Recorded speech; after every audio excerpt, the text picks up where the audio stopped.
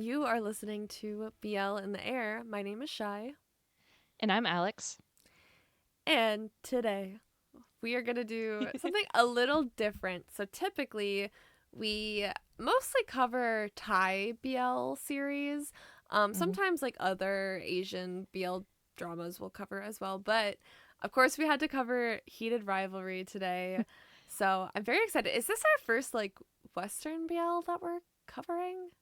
Yes, I are think there it any other is. ones? I know there's red, white, and royal blue or something like that. Yeah, Um, I would say okay, there's a lot of movies.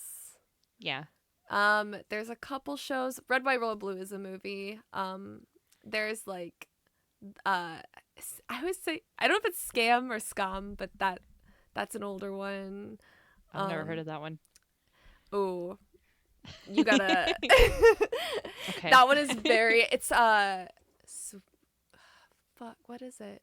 It's Norwegian, I Oh, want to okay. say. It's not just a gay show, but like Tumblr only cared about the gay storyline.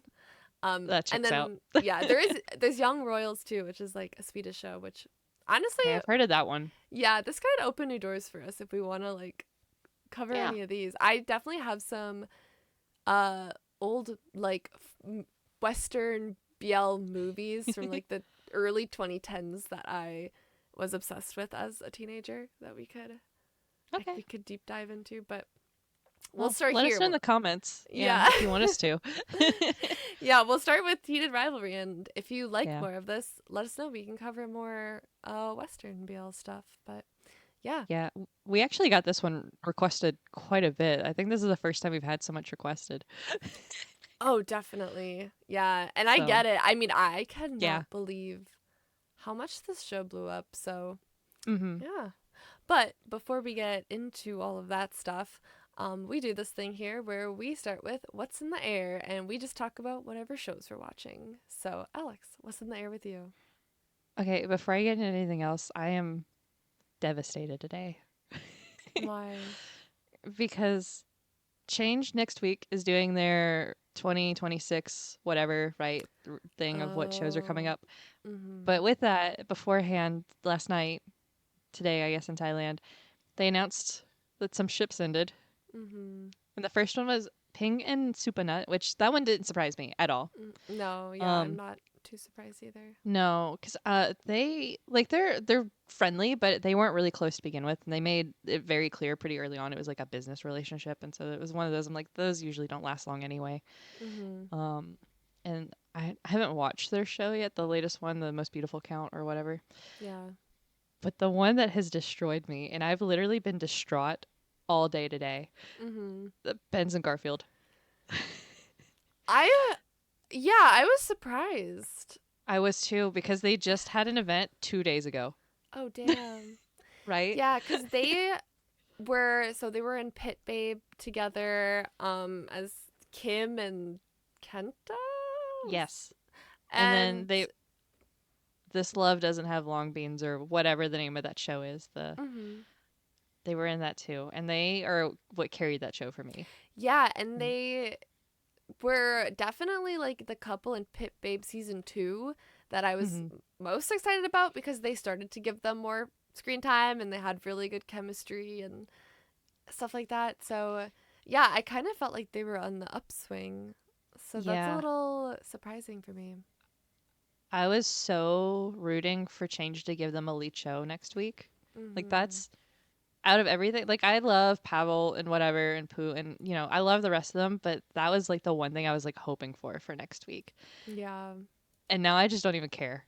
I'm just I Oh. I think this is the first ship to sink that I've cared about to sink while I'm following them. Mm. Because all the other ones that have like split that I've like cared about, like Om Nanon and Bed Friends, I can't think. Net Net James. Net James. Both of them were split before I got into BL. So it was one of those I'm like, Oh. oh, I love their show. It's sad they're not together anymore. Move on with Yeah. life. Right? And now I'm like, obviously if they want to move on and do other things, fully support it. Whatever they want to do. I hope they still act, whether it's BL or otherwise. I'll probably watch it just because I think they're both phenomenal actors. Mhm. but I'm sad. Listen, I survived the Chris Singto breakup of 7 years or whatever, and you know what? They came back together in the end, so anything is possible. Yeah, I can't give myself that false hope. No, I I can't. don't think it's That's likely. I mean, there are a no. couple who never had a lead show, which is Yeah. it's disappointing, but yeah, I don't think it's likely, which is too bad. Yeah. So that just I saw it like right before I went to bed and I was like, no, I'm gonna go cry. Like I think I was Aw. finishing like watching an episode of something and I was like, I don't even care what I'm watching anymore. Like I literally was like, I'm gonna go cry and go to bed. So I'm dramatic, as we all know. Yeah. And I'll be fine. It'll be fine. But yeah. Yeah, it's a bummer. Yeah. But I'm also not really watching any BL right now. Mhm. I mean, Cat for Cash started yesterday, but it's only one Mm. episode in. It's better Mhm. than I thought. I was really worried about Cat for Cash. Okay. Me Um, too, to be honest. right? Like I love First Cat Tongue, Mhm. and I want to say I trust them, but the trailer looked so freaking goofy to me with the talking cats.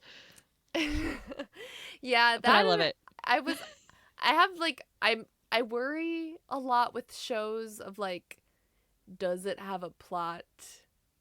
It has a plot. And that's good because from the trailer I was like, is this another one where I'm like, does it have a plot? Like But I don't think it's that's gonna good. have a strong plot, but it's and I think the hardest thing for me to wrap my head around is first being a loan shark. Yeah. Right. Mhm. I will say he's better at it than I expected. Okay. So He's because I was definitely like, not the most intimidating guy, but no, I he's just not. I've only ever really seen him in roles where he's like a crybaby. So Yeah. Tung is still a crybaby, so we have that at of least. He's course. just the He's prettiest crier. he's crybaby girl though. Hmm. So, He also looks so much younger in this. okay. Like Yeah, he cuz he look, looked I real don't. young in the Heart Killers, so Oh yeah, I mean he's got a baby face anyway, but like he looks like he did in like the Eclipse. Like he looks oh, young. I'm like, how did they? Like I know part of it's makeup, but like I'm like, how? okay. Like okay, but Well, what I am excited about, I just finished a book. mm, It's Don't Let the Forest In. I talked about it a little bit in the Discord server. I mhm. don't want to give anything away, Okay. but it was one of the best books I've read in like a long time. Okay. Let me I, add it to my list. yeah, I did the audiobook Okay. and um I will say it is an open-ended ending just as a heads up. I did not realize that. All And good. I'm okay open-ended endings in books, but in TV mm, shows, I'm like yeah. not so keen on it. I don't know why, but Yeah, I finished it while I was at work and I literally had to stop what I was doing at work to just like dissociate for a minute because I okay. was like, what? I will say it is sad gay. Sad Um gay. sad What, can you gay. give a brief synopsis on it? Um, it's about this kid who is in like a boarding school or whatever with his twin sister and his best friend. They all whatever. Mhm. And for some reason this year, it's like his senior year. All of a sudden there's like monsters that he and his best friend are having to fight um Mhm. that are So, coming out of the woods. And okay. it has something to do with the best friend draws these monsters and then they come and they like try to kill people Mm, and stuff like that. So, okay. yeah. It's kind of horror-esque. Yeah. Yeah. Okay, I'm obsessed. Because one of my favorite shows I watched this year was Summer Hikaru Died, which is like, it's horror, but it's also kind of like gay undertones. So I needed Yeah. something else. I'm like, okay, Summer Hikaru Died. It's kind of like Jennifer's Body. What else can I like consume that is similar? So that sounds very promising to me. So yeah, that's what I did instead of watch shows. I listened to that Hmm. audiobook. I've taken to being in like curled in a ball on my couch and just having the audiobook play instead of watching things lately. Yeah, I that's kind of me right now because I've been like packing, and so I Mhm. can't really watch anything with subtitles. So I Yeah. haven't been, but I am watching season 17 of RuPaul's Oh Drag gosh. Race. I'm almost Nice. caught up because season 18 is airing right now. Oh wow. Okay. And I feel like season 17 is like one of the better ones. Okay. Like, there's definitely been like the last couple seasons are like I've been enjoying. Some are hit or miss, but like the most iconic ones are like season like 4, 5, 6, whatever. But Mm-hmm.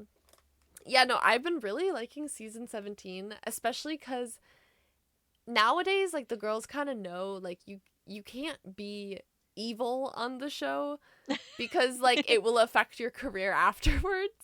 But Yeah. there's some actual like beef on the show, which has like been Oh. entertaining.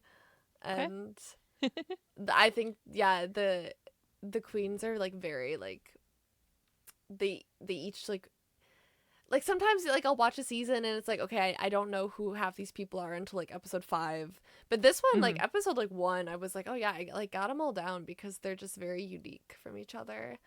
And I don't know who wins yet. I'm not done with the season, but I Mm-hmm. will say I'm rooting for Lexi Love. And so if she wins, I will be so excited. And yeah, someone who's listening right now is either going to be like, "Oh, she's going to be so happy," or "Oh, she's going to be so sad." So, Mm-hmm.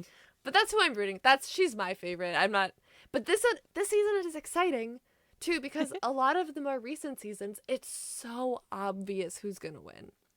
Like there's Okay. like a clear front runner through like most of the season.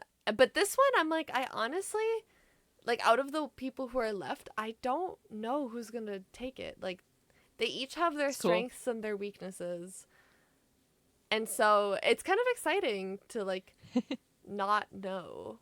And I've somehow Yeah. avoided spoilers. So, Nice. yeah. Yeah. I might have just spoiled myself because I was curious Mm. on names on who else was here because there's one that I found on TikTok.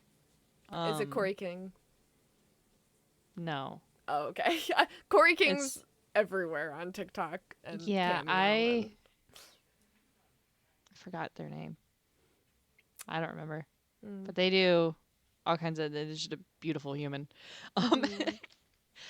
but I unintentionally spoiled who wins on this, so I'm gonna keep my mouth shut. But I do love these names. The lucky stars with 3 Z's. Mm-hmm. I like it. Yeah. Hormona Lisa is a good one Hmm. too. Yeah, then Lana Jarre.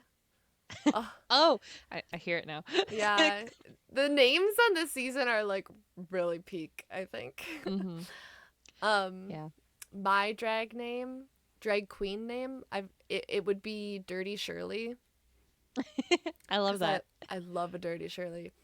Um one of our favorite bars put a Dirty Shirley on tap for us cuz we ordered it so much. That's so funny. Yeah. And then my drag king name, I would dress up as like an elderly man, and my name would be Jerry Atrick. I love it. Yeah. So no one steal those. Those are mine. So yeah. Yep.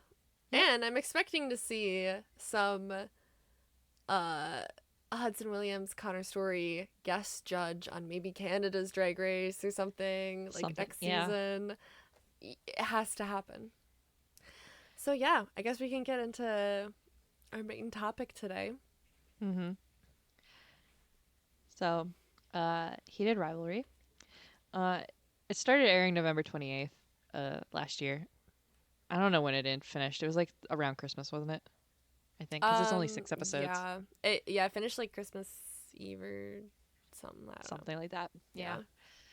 Yeah. Um, and basically to summarize, uh, it's two rival hockey stars are secretly gay together at a very, very surface level of what the show's about. Yep. Um, and then it's honestly an incredible cast for being a bunch of mostly unknown Mhm. actors. So you have Shane Hollander, who's played by Hudson Williams, who has the most incredible digital footprint I've ever seen, He ever. really does. some like some of the like other like theater projects he's done, like I think they're like theater school projects, honestly, like just Mhm. insane. I love them. I love him. Yeah, he's unhinged. He is. And then you have Ilya Rozanov, who's played by Connor Story. And then some of the side characters that are a little more relevant than others, I would say. You have Scott Hunter, who's played by Francois Arnaud. I don't. He's got a French name. I don't know. Which I think he was more well known before this. Yeah, I he's think been he's the only in one. Yeah. several things that I've seen before, which is him and Sophie Nélisse are both in Yellow Jackets, which is another one of my favorite shows. Sophie more than him, but it is kind of funny that they're both in that show together. Is that who plays Rose? Yes. Sophie. Mm-hmm. Okay. She's like the main character in Yellow Jackets. Okay. And then Francois is like some random ass. He's like the boyfriend of one character who's like in the show like once, but it's like yeah, I know him. Overlap. Yeah. Yeah. And then also you have Kip, who is played by Robbie GK. So yeah. One of the things that I think is really interesting that's come up with this is obviously since this is Western, they're not a ship, right? Like Hudson and Connor. And so there's like two different dynamics of coming onto the show as a fan base. Is you have like the Western audience that doesn't know anything about BL, right? Or like Asian BL in terms of shipping and things like that, and fixed couples and whatever. So you have like those people that are like losing their mind. And then you have all the ones that are coming from fixed pairings that are like, why are they not doing every interview together? Yeah. And I think they're doing a really good job of all the PR and stuff they're doing, of sometimes they're together, sometimes they're not, but they're also not afraid to talk about each other. And there was, I think, one show that they've both been on, but they went on separately, but they like had phone calls with each other in them to like ask interview questions. And so like there's been overlap because they are Western actors. You don't want them stuck as only Hudson and Connor like from Heated Rivalry. Because they're, I mean, and to be honest, like I doubt they know anything about Thai BL, because like the fixed pair is like pretty uniquely a Thai thing. Yeah. So, it's been mentioned a little bit in some of the Chinese stuff, because like the ABO Desire cast is not necessarily fixed, but they are doing multiple shows together. So, but it's been interesting watching like the two sides of the same coin, right? Because it's all one fan base now. But the meshing of the fan bases has been very interesting, and we've talked a lot about it the past few episodes when we were like actively watching the show, and there was a lot of discourse happening. We were kind of weighing in on that, but it's definitely been an interesting experience. Yeah, I'll say it's gotten worse from what I've seen. There was like at a bar, like a watch party where a gay man got kicked out because he wasn't a woman, because women didn't, like, it wasn't advertised as like a woman only like watch party. It was just like a public, hey, come hang out, but it was like all women that showed up and like one gay man, and they were like, we don't want you in our space. Oh, I didn't see anything Which is about this.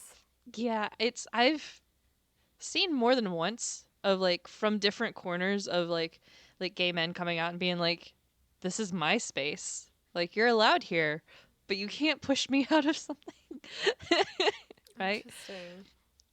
And I've seen another group try and claim that the show is sapphic because it's written by a queer woman. Okay, I think people are just rage baiting. Like, I don't know. I see it multiple times, and I'm just like, from completely different people, and I'm just like, what are we even doing right now? Like, it is very clearly a gay show. Those are two gay men. Okay, was it the tweet that was like, this is actually heterosexual? This is a heterosexual queer relationship because a woman wrote it, and one's more masculine and one's more feminine, or whatever. Was it that? No, it was literally just the show is sapphic. Okay. It's for the sapphics. And it was like, it's for the sapphics, but it's not a sapphic relationship in the show. No, it's not. It doesn't even make sense. I don't understand. So I see. Well, it's definitely, I will say a lot of the interviews they're like, oh yeah, straight women this, straight women that, and I'm like, all my friends that watch it are lesbians, Yeah. like, or bisexuals, like, and I think that might be just because I do think you are my only straight friend, but And then I'm somewhere on the but A spectrum anyway, so it's not all yeah, clear cut there either. yeah. But it's like, okay, my friends who are the most into this are all lesbians. So some of Yeah. the like, oh, straight women this, straight women that. It's like, okay, well, you're just erasing all of the queer people who watch the show. Like queer Hmm. women, queer men Yeah. also all love the show.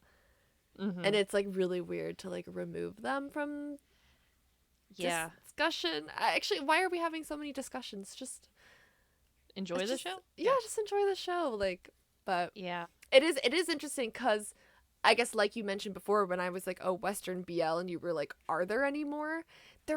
Yeah. There isn't that many. There's not many. And so like this is new to a lot Hmm. of like Western audiences. Like Yeah. having a show that is like BL in the sense where the main focus of the show is like a queer relationship, Hmm. like, you know, a romance gay show. Like that's just like it just is it is like a new thing for a lot of people who Yeah. don't watch Asian media. And so yeah, it's like it is interesting to see these conversations that I've seen discussed for the past like 10 years just Hmm. because I watched a lot of Thai BL growing up, but yeah, I do have to keep in mind like I guess these people have like literally never thought about some of these things before. Yeah. Um, but here I can pull up this 10-year-old Tumblr post, which, like, you know, will explain some of the theories. So, yeah. So, but yeah, it's interesting. It's nice to see it be so popular. So maybe it'll be, Mm. normalized. Yeah, it's shockingly popular. Like, Hmm. I just can't believe how much it blew up. So, it is very Yeah. exciting. I mean, it is, like, a good indicator of, like, hey, that's what the people want. On the other side of things, I'm also loving watching all the girls get into hockey. Like it's been fun.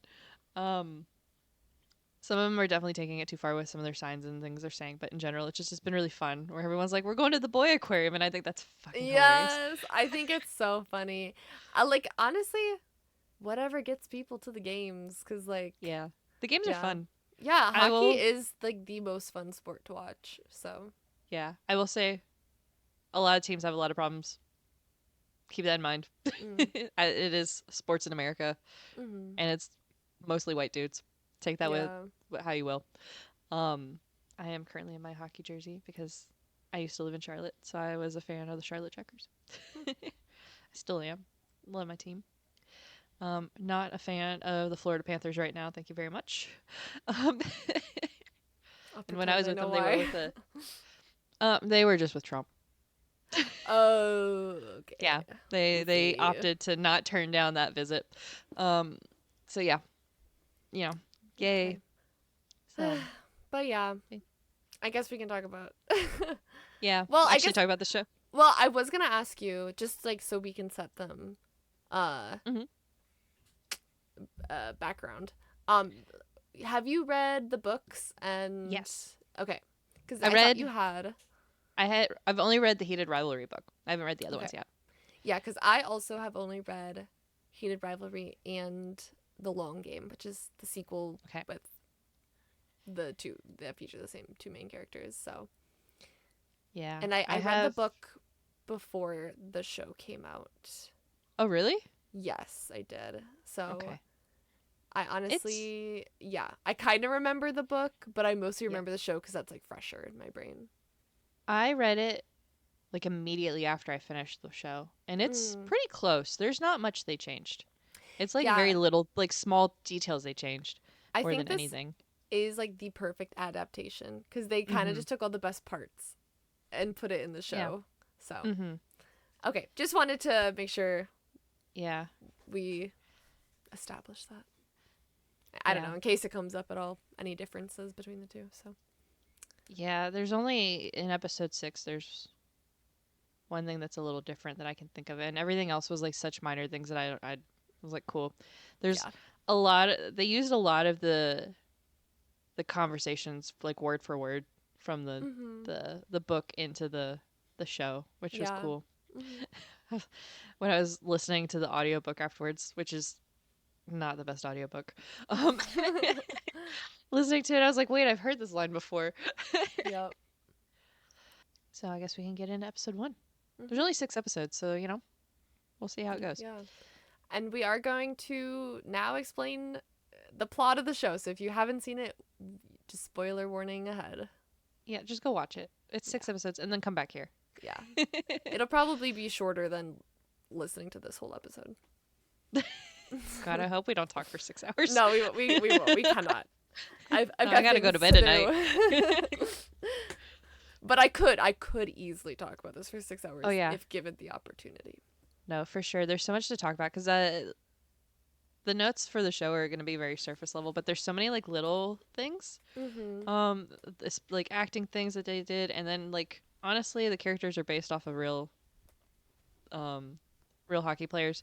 Those hockey players are not in a relationship together. That's where it ends. But like the rivalry between them is very much a real thing between two. You don't know that. Um, I mean, I don't, but they're also, I think, both married with kids, so Oh. that adds a layer. Um,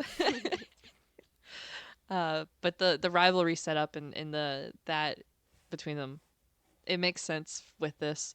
Mhm. But a lot of people that are more familiar with those players say there's also like a player that's on the same team as the Shane player. Mm. That would have made more sense. It would have almost been like a Shane Holden, Hayden thing. Mm. Okay. So I think that's funny. Trying to imagine that one too. Um, so, but yeah. So episode 1 starts in 2008. So, which is interesting to me because that means I'm only like a year younger than our two leads. Mm. So, because I graduated high school in 2009. Nice. Okay. Yeah. This is So, made for you. right? I'm like, oh, these are my age. Got it. I do like in the show that there's like they're using a BlackBerry at one point, Mhm. so it's very I had like a time knockoff period accurate. of that phone. Yeah, I did not have a BlackBerry. I had a Nokia for first, and then I had something else.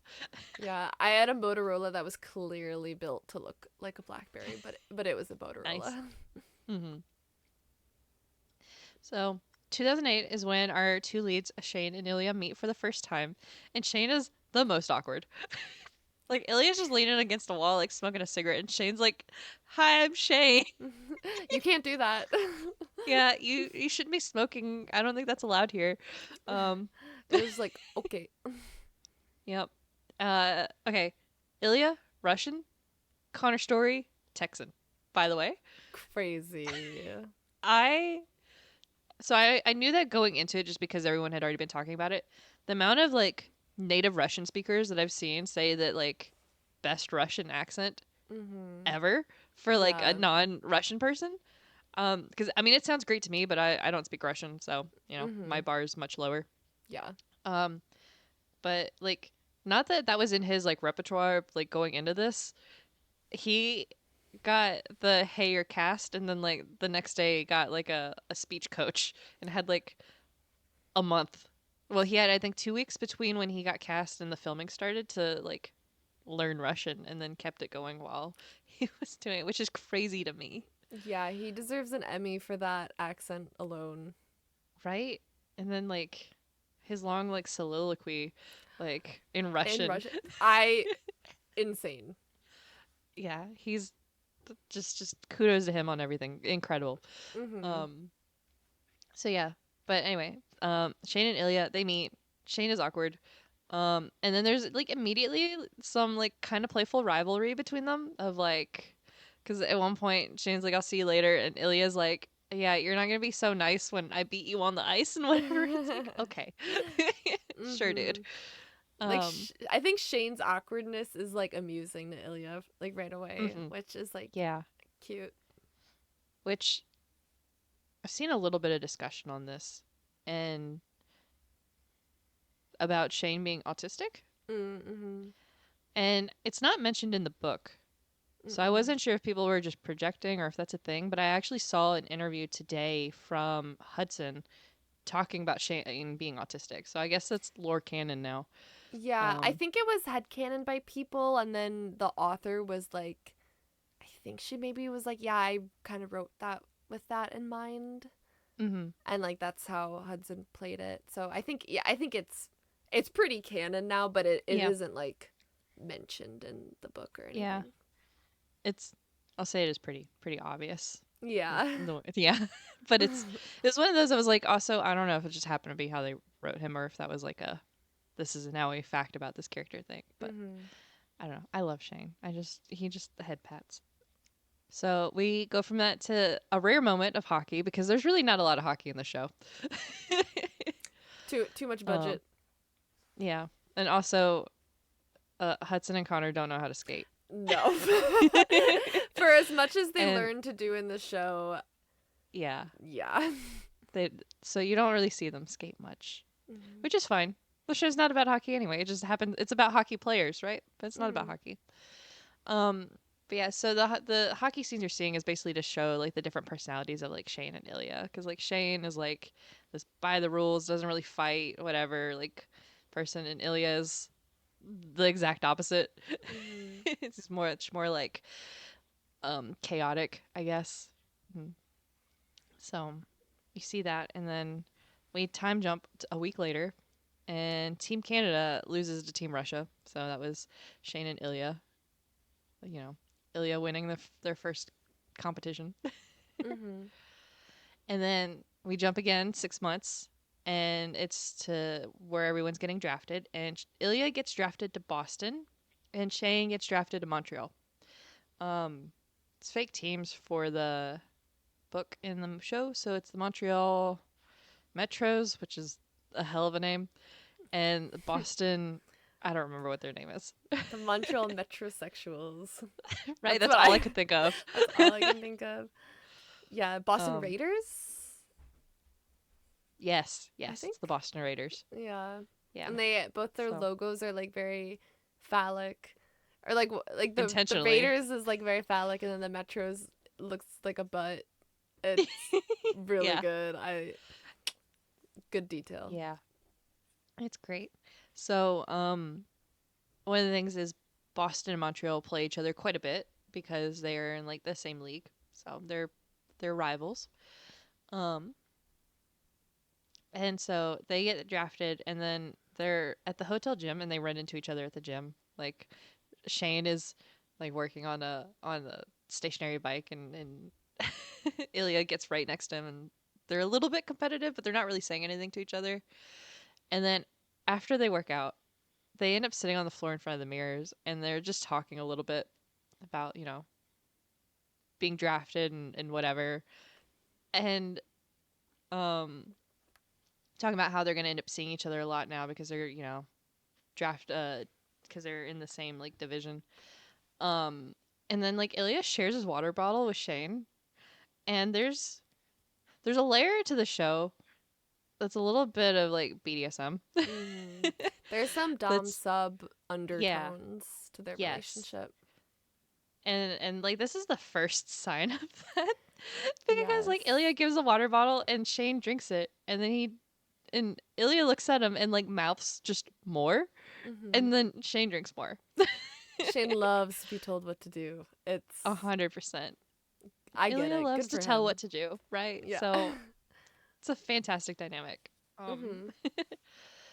So I watched there's somebody on TikTok who I guess does a lot of research on like BDSM and the dom sub thing and whatever, and she was like going into like detailed specifics of some of the stuff they do, where it's like this is this, and I was like I didn't even catch all that when I was watching it. So it was really cool to see her breakdown though. Hmm. Um, and then we jump again 6 months later, and we're at the International Prospects Cup.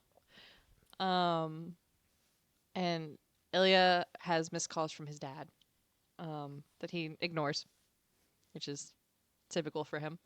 But then his brother calls, and his brother calls and asks for money, which is also typical of his brother. His brother Mm-hmm. really sucks. Yeah, his Um, family situation's not good. no, it's not good at all. And then Canada beats Russia. So cool. So Mm-hmm. now Ilya's 1-1 and Shane's 1-1, or their teams. And then we jump forward again 6 months later, and Shane and Ilya are doing like a commercial, like a branded commercial together for whatever. I think it's the hockey gear or something like that. Um, and after they're done, like in between doing stuff, whatever, Ilya's like, "Yeah, when did you find out we were gonna do this together?" And Shane was like 2 days ago. And when did you find out? And Ilya's like, "Yeah, it was my idea," He's which like, I I'm love. setting us up, actually. Yeah, like this was my doing. You're welcome. Yeah. And it definitely helps that, like, Ilya's knows his sexuality and he's a bit more experienced, and Shane hasn't figured that out yet. Like, doesn't really know he likes guys. So, Bless his heart. yeah. So, yeah, it's kind of interesting, like, because Ilya, he's very much like, he knows what he wants. And Hmm. yeah, this is like kind of, I feel like the first sign of him, like, pursuing this. Hmm. And then a little later, Shane is with his mom, and his mom is just worried about Shane being seen in his Reeboks. Um, straight up, I'm a mom hater. I hate Shane's mom. I don't know why I like her. She's No, because fun. she's a momager, and all she obsesses over is his brand deals. Well, Drives me insane. but that's what Shane needs. He needs someone to tell him what to do, and his mom is there to be like, okay, you're gonna do this, you're gonna do that. But then Yeah, when it he's drives me like, insane.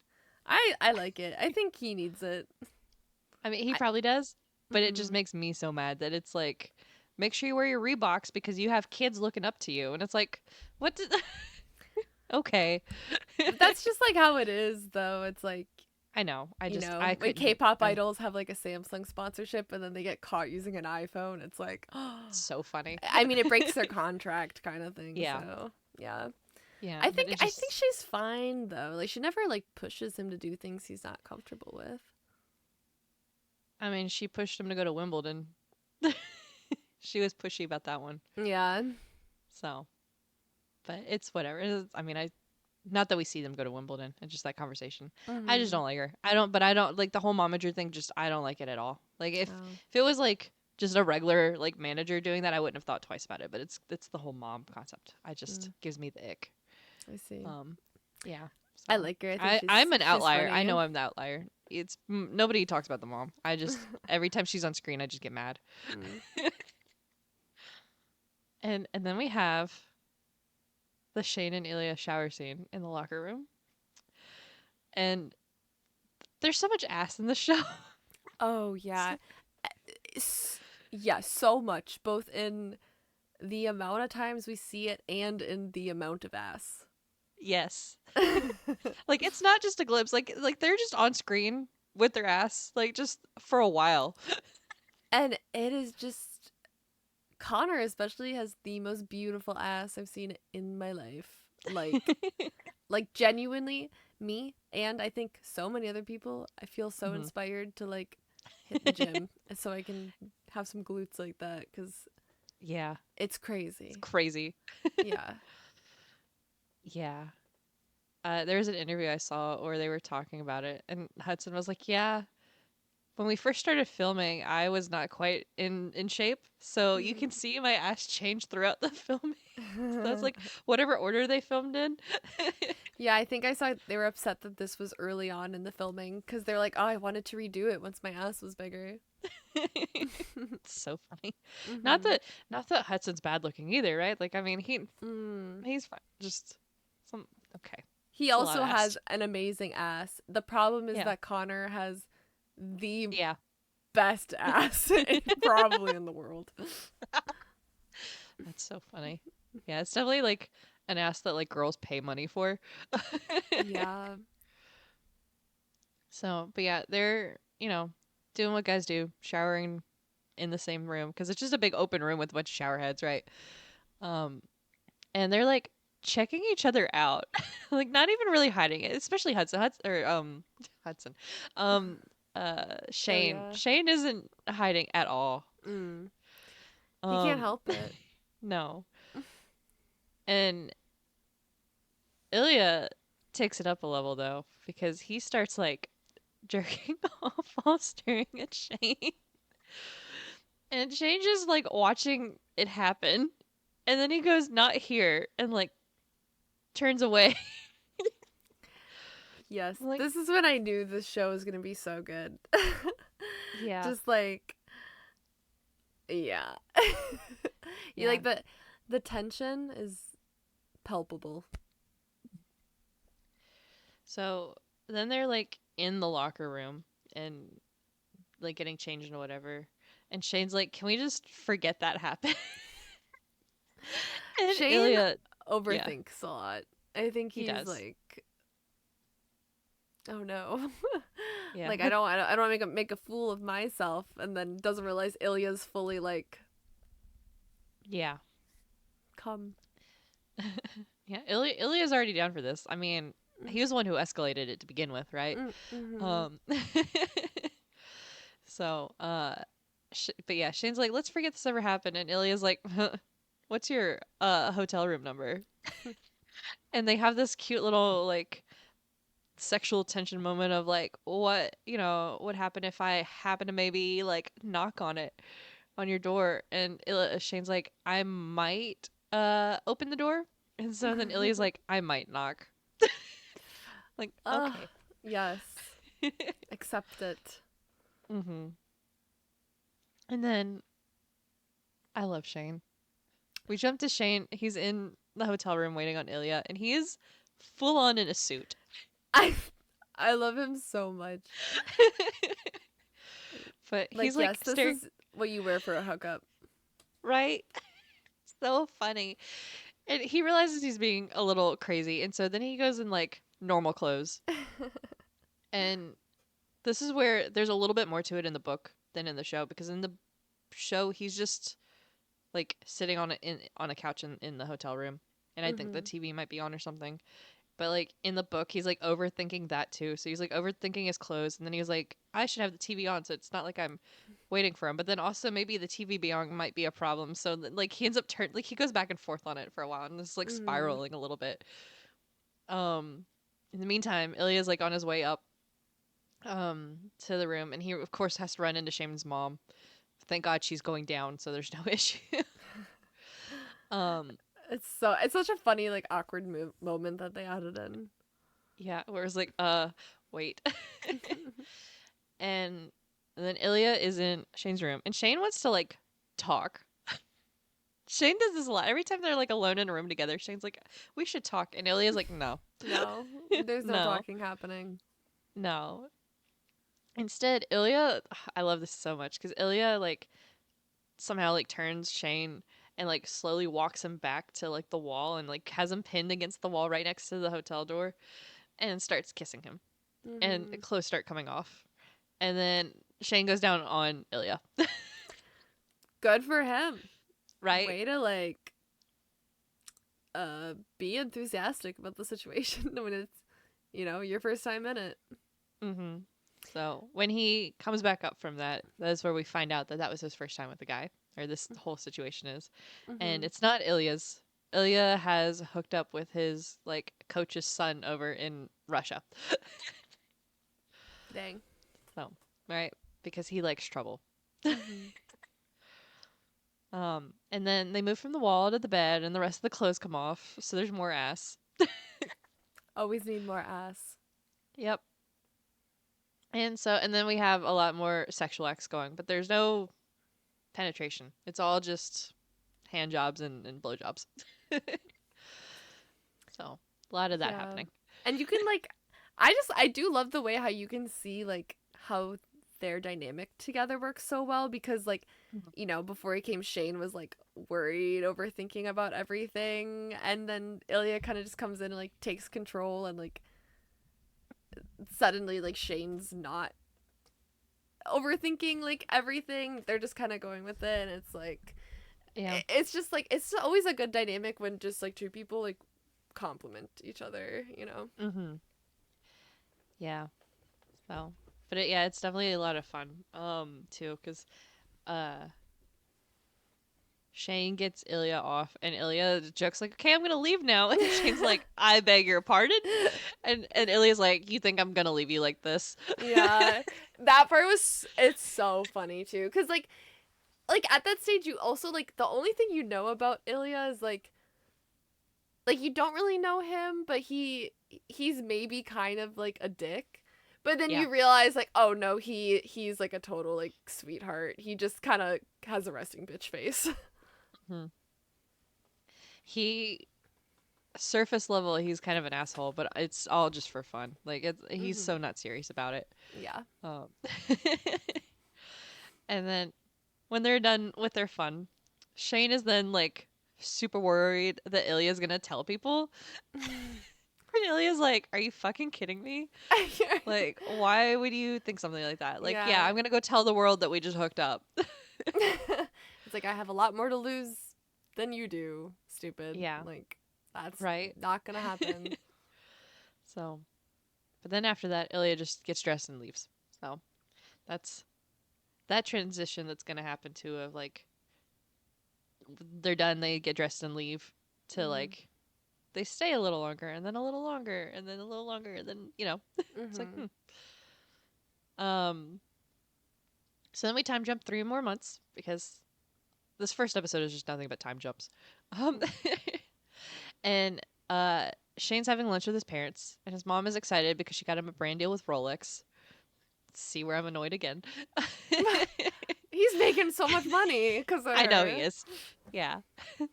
But it's really funny because she starts going on and on about like Ilya. Like, mom Mm. hates Ilya. So funny. Um, Mom is a hockey fan first and foremost. yes. Um, so yeah, she's like, whatever. And then she's like, he said he was gonna score 40 goals, and then he did an interview now where he said, oh, it was misspoken. He's actually gonna score 50 goals this season, and she's just she's just going on and on and on about him. And Shane's like barely keeping it together. He just wants to smile and it's like fighting to like keep the smile off of his face. Mhm.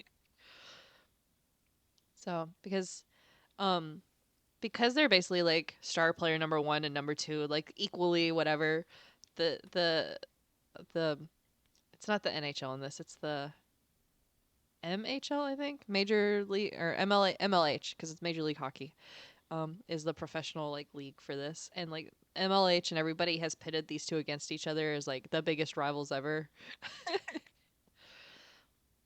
So then we have Boston versus Montreal, so their two teams.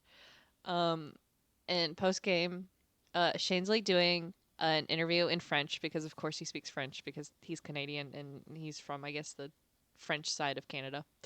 Um, and Ilya's like in his bed watching um in the hotel room and he's making fun of Shane for being perfect. He's He's like, got Shane. great snark. Yeah, he does. And like he's grinning, so it's like it's so nutsy. Like it's whatever. But it's just really funny. He's like, Shane and your perfect interview and your perfect whatever in your French. Because one of the things like English is Ilya's second language and there's definitely a language barrier there where like sometimes he has to look up words or he just doesn't understand what people are saying. Mhm. It happens quite a bit. Yeah, especially like in the beginning of the show. Mm-hmm. So we have that, and then Ilya's brother calls again, and he wants 20 grand. That's yeah, Not a big ask at all. no, that's all his brother does is just ask for money. Yeah. So now we're 4 months later again, and it's the All Star game. And the league has now changed the rules because normally it's like North versus South or something like that.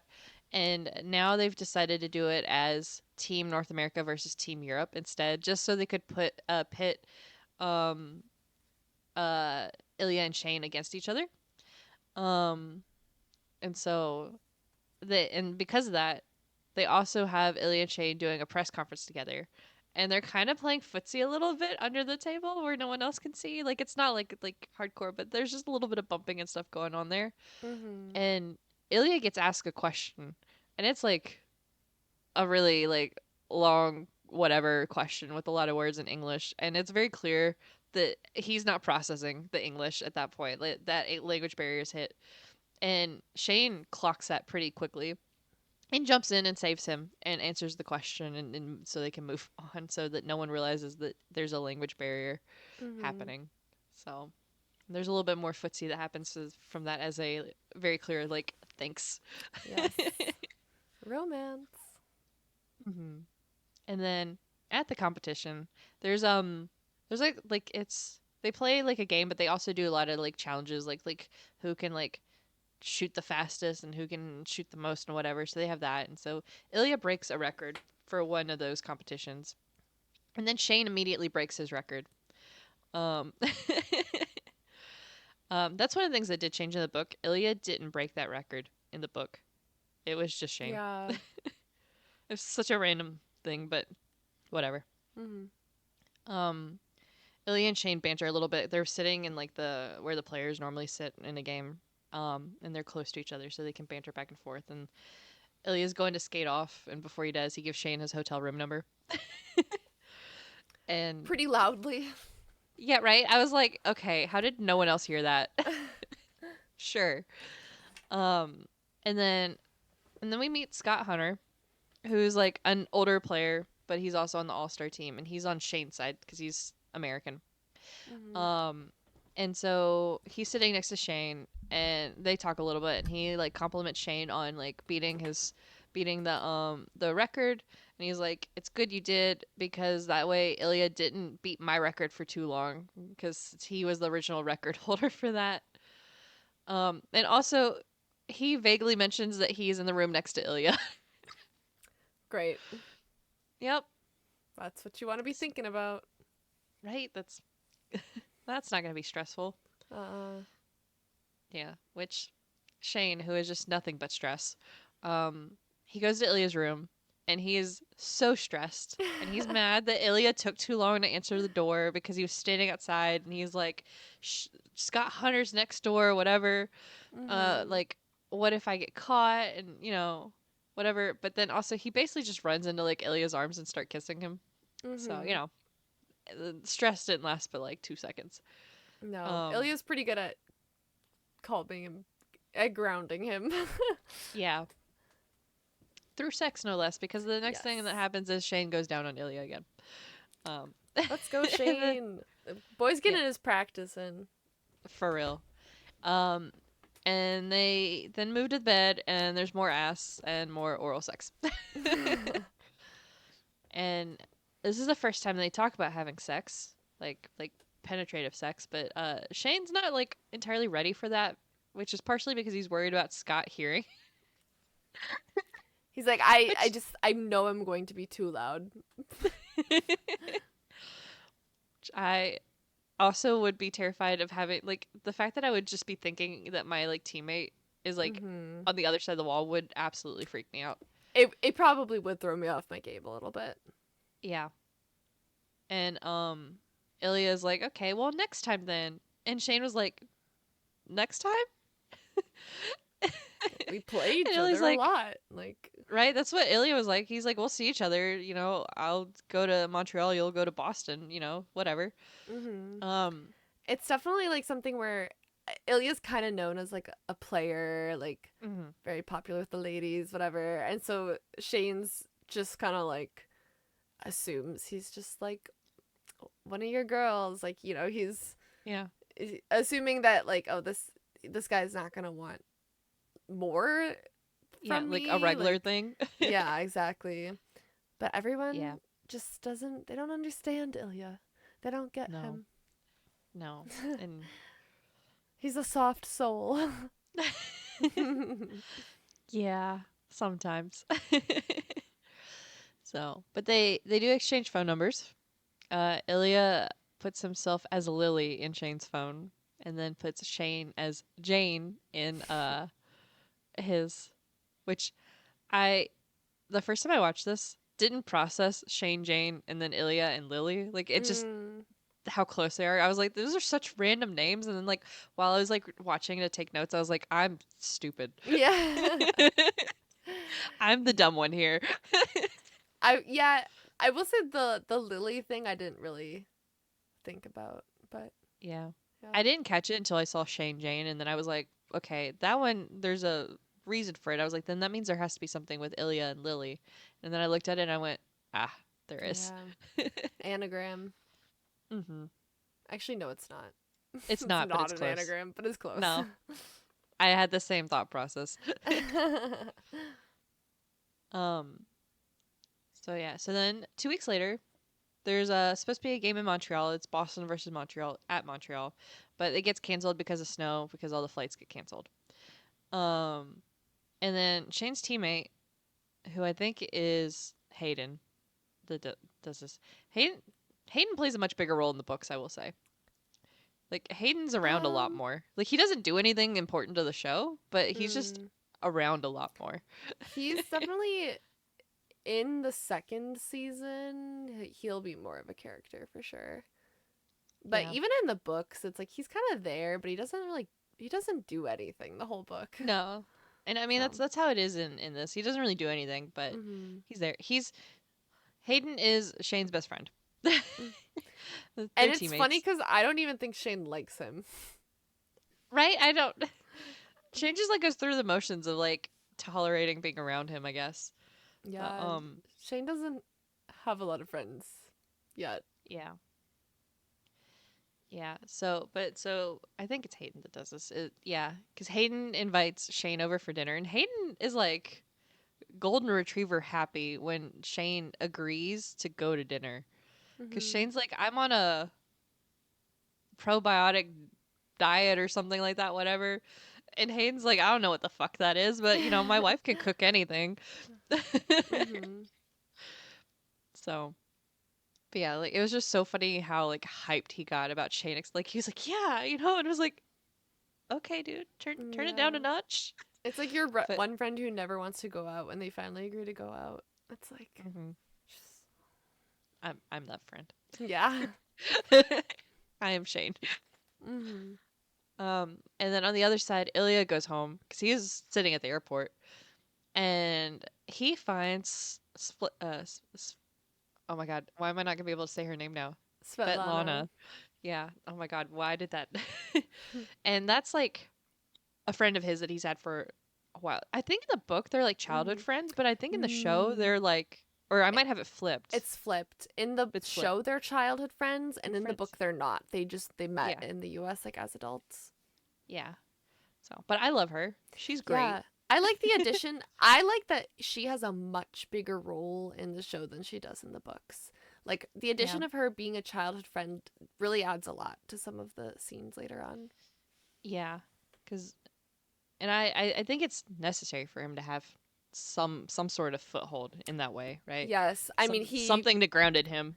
he also doesn't have like Shane has his parents even if he doesn't have many friends, but Ilya doesn't have his parents and so Yeah. he needs a good friend to Mhm. be there for him and for him it's Svetlana. Yeah. I love her. I do too. And she's That also like the most gorgeous woman I've ever for seen. real. Like Yeah, I watched an interview with her too cuz she's Russian. So I think mhm. she's Russian American maybe, but like Yeah, because I Russian was Canadian wondering or something. something like that, yeah. Because I was wondering about that because I was wondering who else had to learn Russian, but I Mhm. think every other Russian speaker in the show is like a native Russian speaker. It was just Yes. Connor. Yep. It is.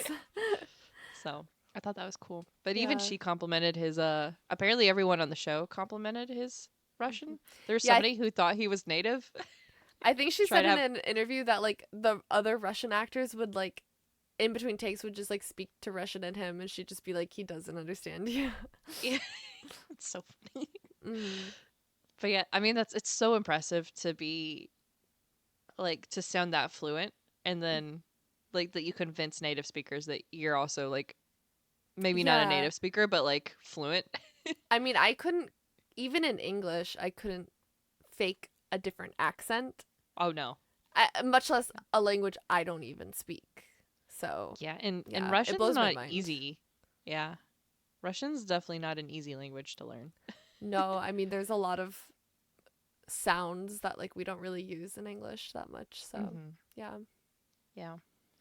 So, but Svetlana is at Ilya's house. And they're very flirty, and they end up kissing, and he has her like pinned to the dining table. Um, They're like so friends with benefits yeah. situation. Mm-hmm. So then, excuse me, 4 months later, Shane wins Rookie of the Year. It was gonna be like between him and Ilya because of course it is. Mm-hmm. Um, and Scott Hunter is at the event where they do all the awards too, of course, and he invites Shane and then the other nominees for rookie. I guess there was a third one. To go to like their hotel room so everyone can like go do shots together because I guess some of the senior players wanted to go hang out with the rookies. Ilya's like missing though. Don't know where he's at. No one knows. And Scott's like, somebody will find him. But Shane goes to go get like fresh air on the rooftop and runs into him there. Um, and there's like some weird tension between them. I guess not weird, but there's tension because Mm-hmm. Ilya's grumpy, to put it lightly. Um, and Yeah. Ilya has a lot of pressure on him yeah, for his career. Like if he's not winning everything, every game, every award, yeah, he's like a failure in his father's eyes, basically. yeah. So there's a lot of that. There's a lot of stress for him on that side. And I think Shane misinterprets it here because Yes. Shane gets mad at him, at Ilya, thinking Ilya is being kind of like this reclusive, like grumpy, whatever, because Mm-hmm. he didn't win Rookie of the Year. Yeah, he's just like a bad sport, basically. Yeah, and that's not the case at all. And Ilya tries to kind of hint at that because he's like, I go home to Russia in 3 days, and that's kind of like his way of saying, I things aren't great for me. I have to go home to the people that kind of hate me. Yeah, like I lost this award and now I have to go deal with the consequences, basically. Yeah, because as far as whether or not he actually wins the award, I think that's such a low priority to him, like personally, not, Mm-hmm. you know.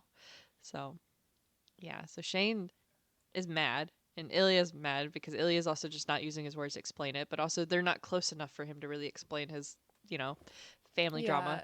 Yeah. Yeah, Ilya's Um, not the type to just like trauma dump on you, yeah. especially in his second language, which at this point he's still very much learning. hmm And also, they're like really young at this point, right? They're rookies, so they're They're what, like 18, 18? about Yeah. 19 maybe at the Yeah. most. Yeah, So, which I think is one of the things I forget pretty easily about the show because obviously like Connor and Hudson look older than 18. mhm. Um but yeah, because this show covers just so much time frame Mhm. that it's like okay, they're 18 right now. They're 18, 19, whatever, so they're so young. Mhm. Um so yeah. But Shane goes to leave cuz he's mad. He's like whatever, I'm going to go back to the party. And then Ilya ends up pushing him against a wall like before he can leave and they start kissing and Shane's into it until he like something in his brain clicks and he freaks out and he's like we could get caught, we're out in public, whatever, and he just leaves mad. Mhm. And that's pretty much how the first episode ends. So we Yeah. yeah. I'm really impressed. I Mhm. waited I waited for this episode to drop and I waited it was supposed to drop at 11 on like whatever day. At 11 a.m. I was like, where is it? And then I looked at the time and I was like, oh fuck, it's 11 p.m. I have to wait 12 more Oh hours. no. Yeah, so I was very disappointed, but it was so much, it was so worth it. Mhm. So yeah, love how it started. Mhm. So episode 2, we kind of go little montage of a couple years, and they're mostly like texting and flirting. It's long distance, but like they're keeping in touch still. Mhm. Is this when there's like a dick pic too? Uh I think I I, haven't mentioned. oh, you do? Okay, I'll look I it there. think. Um, yeah, it's before. So they have another game in Montreal in 2013, and they're like sexting before the game. I think maybe this is when. No, I think the pic. Whatever. I just basically I saw the picture. I Okay. was like, oh damn. Like, okay, Yeah. that's how we're starting I this episode. Yeah, I maybe I took it out because at first I had the notes for this because the way from the first 2 years of them texting, it's like every season, like Mm-hmm. they text and this happens, and they text and this happens, and it's like whatever. So it's in there. There's a dick pic from Ilya. Yeah, I was just, as a viewer, I wasn't expecting to see it too. No, it's so rare that you see a like penis in a show. I know. It really is, yeah. So yeah. Um, and so yeah, so then like they're sexting before the game, and Shane is like angry about it, but not really angry. He's just like upset. He's worked up over it. Mm-hmm. Um, and also he's like really, he's really competitive. He's like, don't throw off my game. But after the game, they go to Shane's apartment. And this is something they changed from the book too, because like this is a low budget production and they couldn't afford what in the book Shane has like a hookup apartment basically, because he doesn't want to bring Ilya home, so he like he owns this whole other apartment that he's like renovating for other people to live in, but he doesn't. He just uses like it as like a secret hookup spot. But obviously it's a lot of money to have like an extra shooting location. So this makes like we don't even need the hookup apartment. Just bring him home. I mean, they do go to the hookup apartment though. That's what they do. No, I He think has to go in it's through the just back. well, it's through the No, back door, but it's not a but separate he talks about he apartment. owns the whole thing. Oh, okay. So it's just Yeah, a different apartment in the same building, is it? yeah, because it's just they just go to the top floor, Oh, okay. and you don't see anything else in the building. But Okay. yeah, Well, there's lots of kissing and flirting and ass. And they have like sex, like penetrative sex for the first time. So, yeah, Shane gets to experience that for the first time, and I think he's a fan. Safe to yeah. say.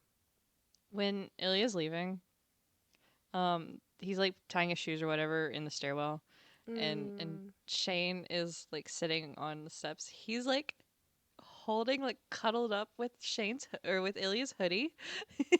his toque. Mm-hmm. That's what they Like call it. a Oh, what? hoodie. I thought you said beanie. I No, was like, no, that's a toque. no, it's Ilya's hoodie. Oh, But okay. yeah, I was like, that would be my hoodie at that point. Yeah. I love it. I mean, the scenes, like the domestic scenes like that are like, Mm-hmm. they're my favorite. Yeah. But then we enter winter 2014, the Sochi Olympics, which was a crazy time in history. Mm-hmm. I must say, this Olympics was like, this was wild.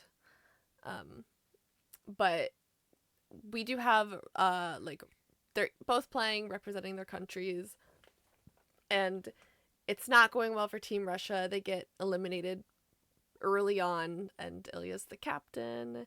So that's it sucks and it's embarrassing, especially like at your country's home games.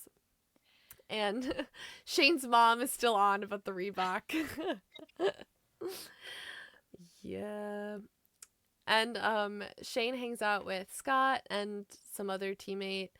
And they basically like their teammate is talking about how like, oh, it must be so scary for like the gay figure skater who's here, because like it's very brave of him because he's like literally not safe here. Like he's kind of risking his life to like participate in these Olympics. And you just see like Shane and like Scott Hunter just like Ears start turning in his head. You can see it where he's like, wait a second. he like whips out his phone and he's like, I need to I talk to have to Ilya right text now. somebody. Yeah. And so Shane goes and finds Ilya, who's like watching the skating competition, and Ilya's up in the rafters, and he's basically just like not here, like we are Go nothing away. to each other here, like go Mm-hmm. away. Which like again, it might seem cold, but it It's is necessary. understandable. It's necessary. It's like survival at that point, and I don't think Shane fully grasps that, and so No. he is like maybe a little hurt, but I think he mostly like understands. Mm-hmm. But it sucks if you're worried about someone and the best thing you can do is give them Ignore like them. ignore them basically. Yeah. Yeah. That's So Shane's a little oblivious to Russian politics, yeah. basically, which is fair. At 18, 19, I don't think I knew anything about Russia either. So, Mm, especially if sports was my only thing, I don't know that I would have known about, gay rights in Russia. yeah, So, especially yeah. and then on top of that, like, Ilya's family is a bunch of cops and, like, politically involved. So there's, like, an extra layer there that Mhm. Shane isn't aware of. Yeah. So, So all of it's pretty hmm scary, but and then so Ilya is at his dad's house who he's scolding him for losing. He's very upset. Again, his son is like a complete disgrace and failure. Ignore the fact that like,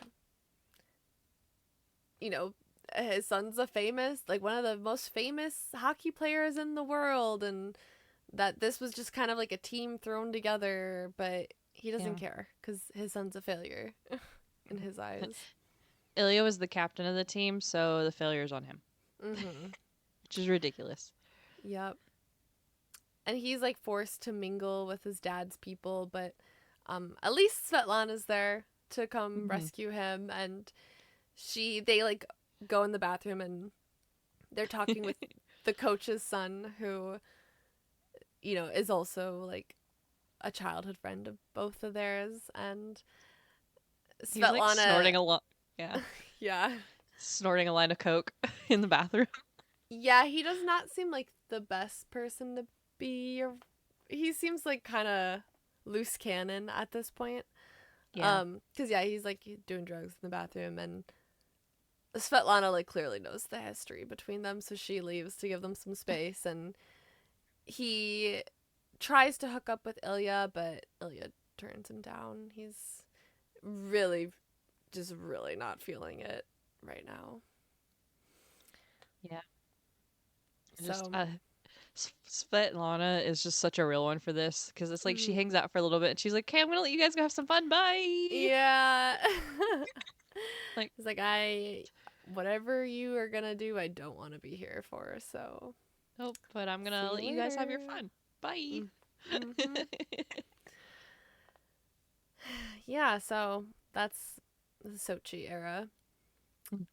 And we go to spring of the same year. And Shane and Ilya, they're now captains of their teams. And Boston's in the finals for their cup. And Boston wins their first cup. Well, Ilya wins his first cup with hmm Boston. And so that's like a big moment for celebration. And Shane's like watching on TV. And like, obviously, probably disappointed that he's not there, but you can see him like crack a little smile. Like, everyone else is kind of like, I can't believe like that asshole won. But Shane's like, you can tell he's secretly very proud of Ilya. On the hockey side of things, one of my favorite things is so in reality, it's the Stanley Cup, right? Mm-hmm. In the show, they don't give it a name. They just call it the cup. Oh, okay. Because in the book they call it the Stanley Cup, but Yeah. But different yeah, rules. because it's not the NHL and it's not and I'm sure there's some copyright nonsense where they'd have to give the NHL money to call it the Stanley Cup. Mm, But instead of giving it literally any other name, they just call it the cup. the cup. Are you gonna win the trophy, the award for the sport? Yes. And then that summer they go to Las Vegas and they have to present an award together, and it's like just awkward award show nonsense, and Shane's very tense.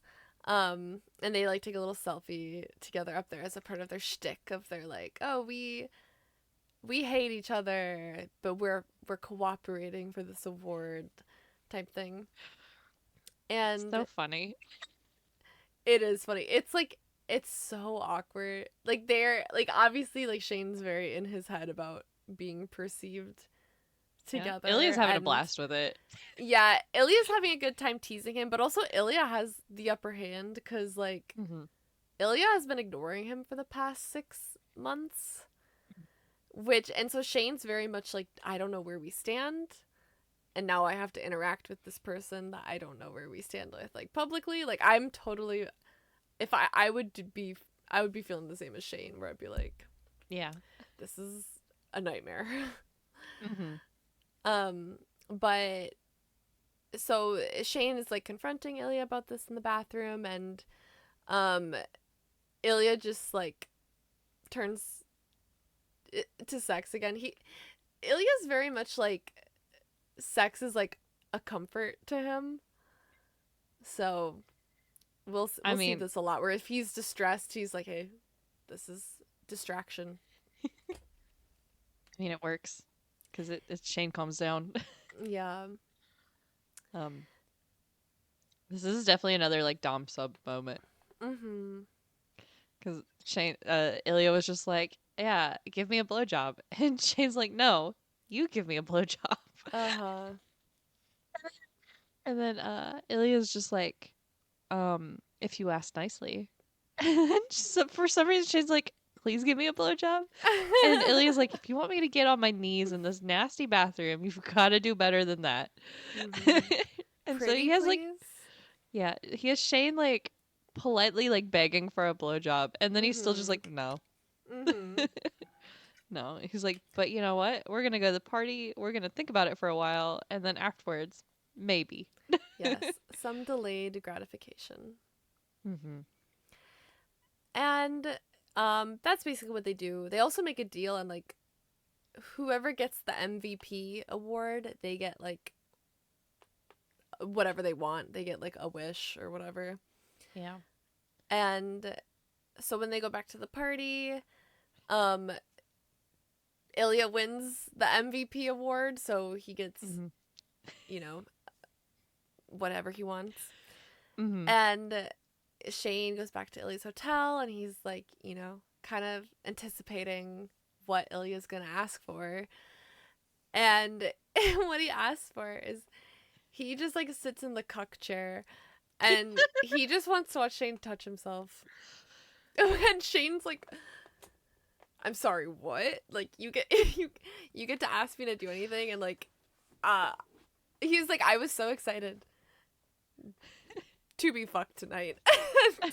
And I'm just here like soloing. Like he's like, okay, but it's very hot. And again, it is Dom sub dynamics where there is like a vulnerability of just being watched and being on, it's like voyeuristic. Yeah.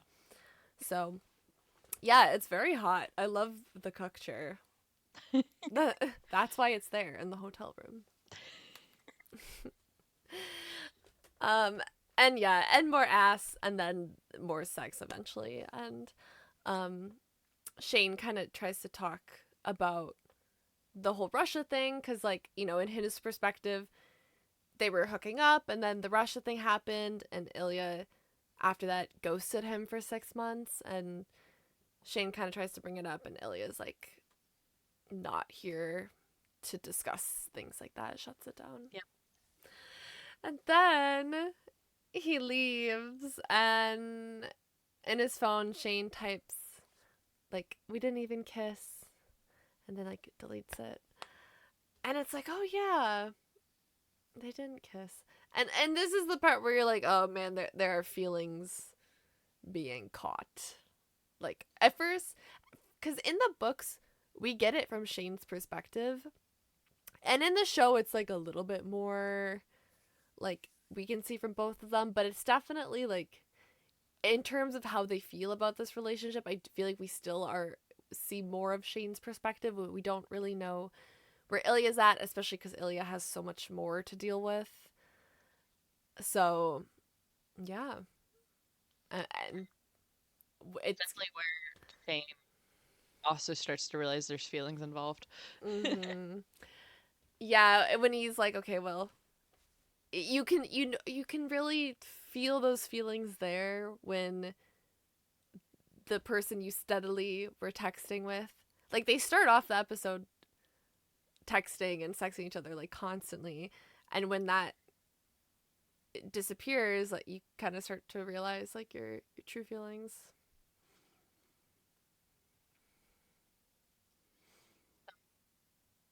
Episode 3 kind of threw me off. I wasn't expecting the POV change.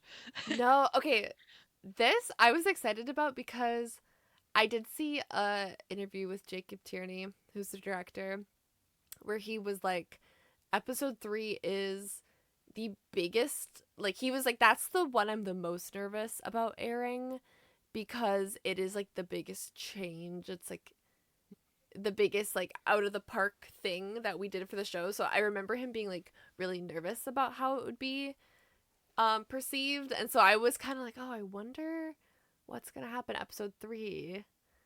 And when it starts Yeah. with the POV change, I was like, oh, okay, Yeah. interesting. And because this is, I didn't read Game Changers, which is what Mm. this is. So, Yeah.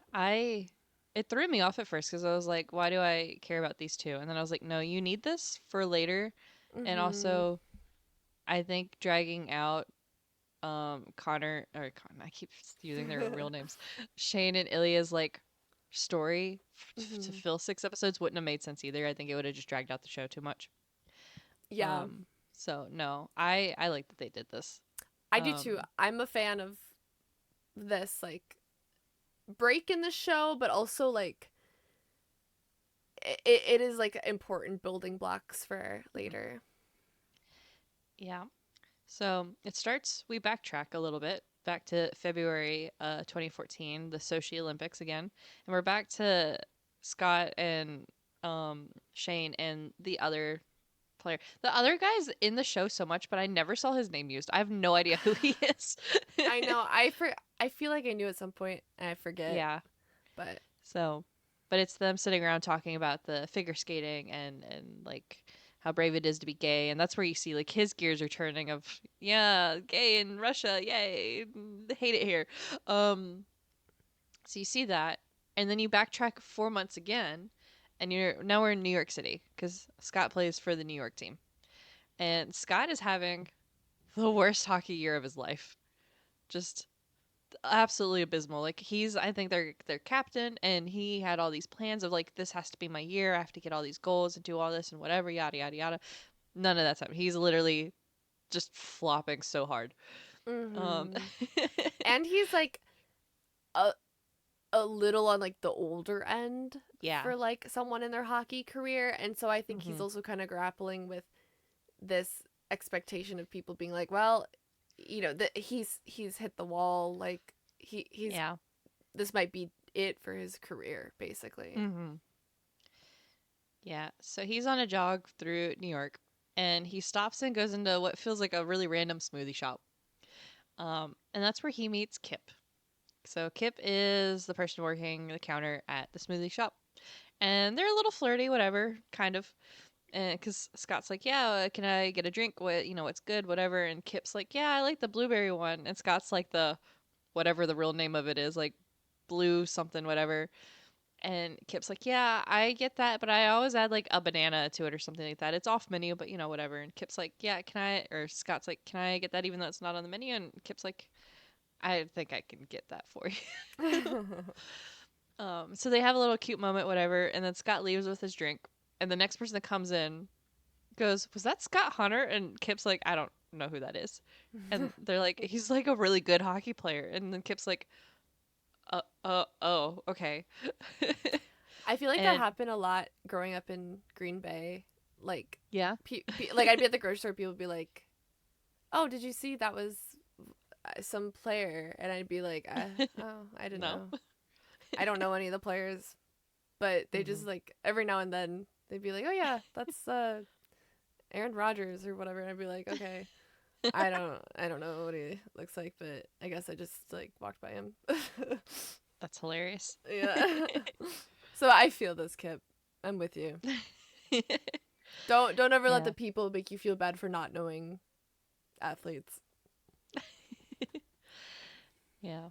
Well, Scott has a game that night, and he actually has a really good game that night. He like scores goals. It's like a whole different person on the ice. So, because athletes are superstitious, Scott comes back the next day. And he's like, "I need the same drink." um, Can I just say, they why the drink isn't even filled to the top. Like, it looks like a terrible smoothie too. And it might be delicious, but like it's like filled like 3/4 of the way up, I and didn't it even looks notice that. That's really watery. funny. I maybe just because I've baristaed for a while, where I'm like, if I gave this drink to a customer, they would throw it at my face. Because some people, they take their drinks that serious, and if it's not like overflowing on the top, they're gonna be pissed at you. That's really funny. I was like, I wonder if he like took a drink out of it while filming, and then this is just It's like probably. the 5th take or something. Mm-hmm. So yeah, I just thought that was funny. I'm gonna have to rewatch the scenes just so I can go see how full it is. Yeah. Um, but yeah. So Scott gets his drink again, and he's flirty with Kip again. He's very like intentional about using Kip's name. Mm, When he's talking to him. okay, when people do that with me, I always feel like they're flirting with me. I mean, I would And assume that's what the deal is, right? but I have like one friend who just like does that all the time. And I was like, is like, are they flirting with me, or is this just like I think some people, that's just like what they do. But I Oh, never use people's names because I'm always afraid I'm gonna say the wrong name, even if I've been friends with them for like 15 years. I'll I'm be the like, same way. just in case. uh, That's be like, I can't. Just in case your name's not Alex, I'm not gonna. no. I'm so glad you said that because I do the same thing and I feel insane about it. When it's like literally like lifelong friends and I'm like, I'm never gonna say your name because I'm so scared either I'm gonna say the wrong name or that Yeah. you had a name change or that I just something has gone terribly wrong. Yeah. So So I I never do it. But people who do, I'm like, yeah, are you flirting with me, or is this just like, are you a normal person who doesn't worry about that like I do? I didn't realize people like that exist. I also just assumed if somebody went out of their way to use my name that they were flirting. Yeah. Well, okay. Learned something new today. I mean, they're probably flirting though. That is, I, yeah, I feel like I'm that's gonna a just flirting keep with thing. that and then run the other way. Yeah. Um so but I love that Sky gets superstitious over the smoothie Yes. because I am this way. When I would go to checkers games regularly, I had a uniform. I had to wear a The black socks.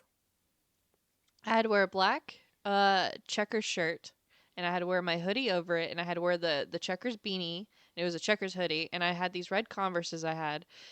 Those were the only ones I could wear to the game. Like I had a very specific uniform that I wore every single game, which got a little complicated sometimes with shirts because there'd be like 5 games a week some weeks. It's like Ah, got to do laundry in between games. oh my god. You're dedicated to helping them win. I was because the thing is like if I didn't wear that, we had a bad game every single time. And I'm like, I don't Mm. know why I'm impacting this, but I'm not gonna be what impacts it because it me wearing that didn't guarantee a good game. That's the thing. So we could still have Oh, bad games with me in it, but it was like guaranteed bad game if I wasn't in the right uniform, sure. right? It was a whole thing. We won the Calder Cup that year, so The cup. yep, the cup. So, um, so we have that, and then the next game day, Scott's back at the smoothie shop and there's more flirting.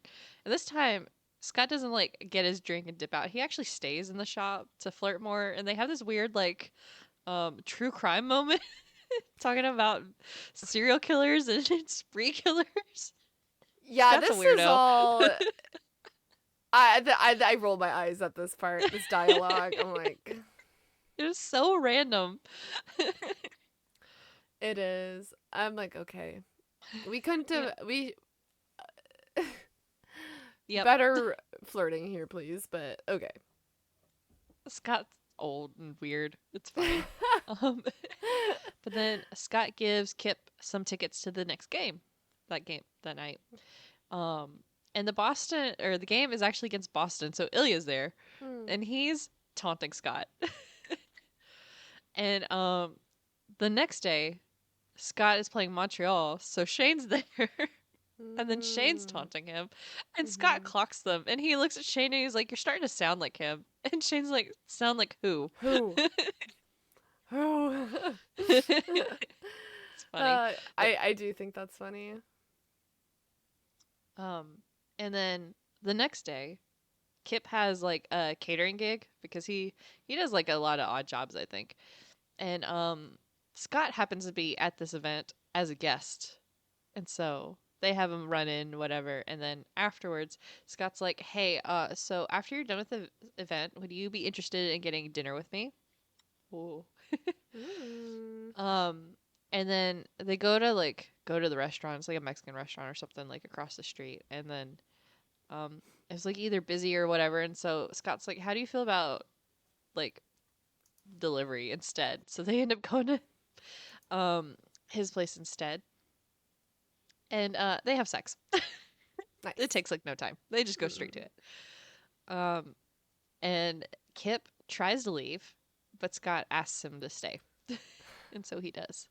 And he ends Okay, up staying the night. this actually no. Continue the rest of this, and then Okay. I have a point. Yeah. I have a lot of thoughts, and I bet we're on the same page. Um it's like in the morning, Scott wakes up and like the bed's empty, but Kip's in the kitchen making his smoothie for him.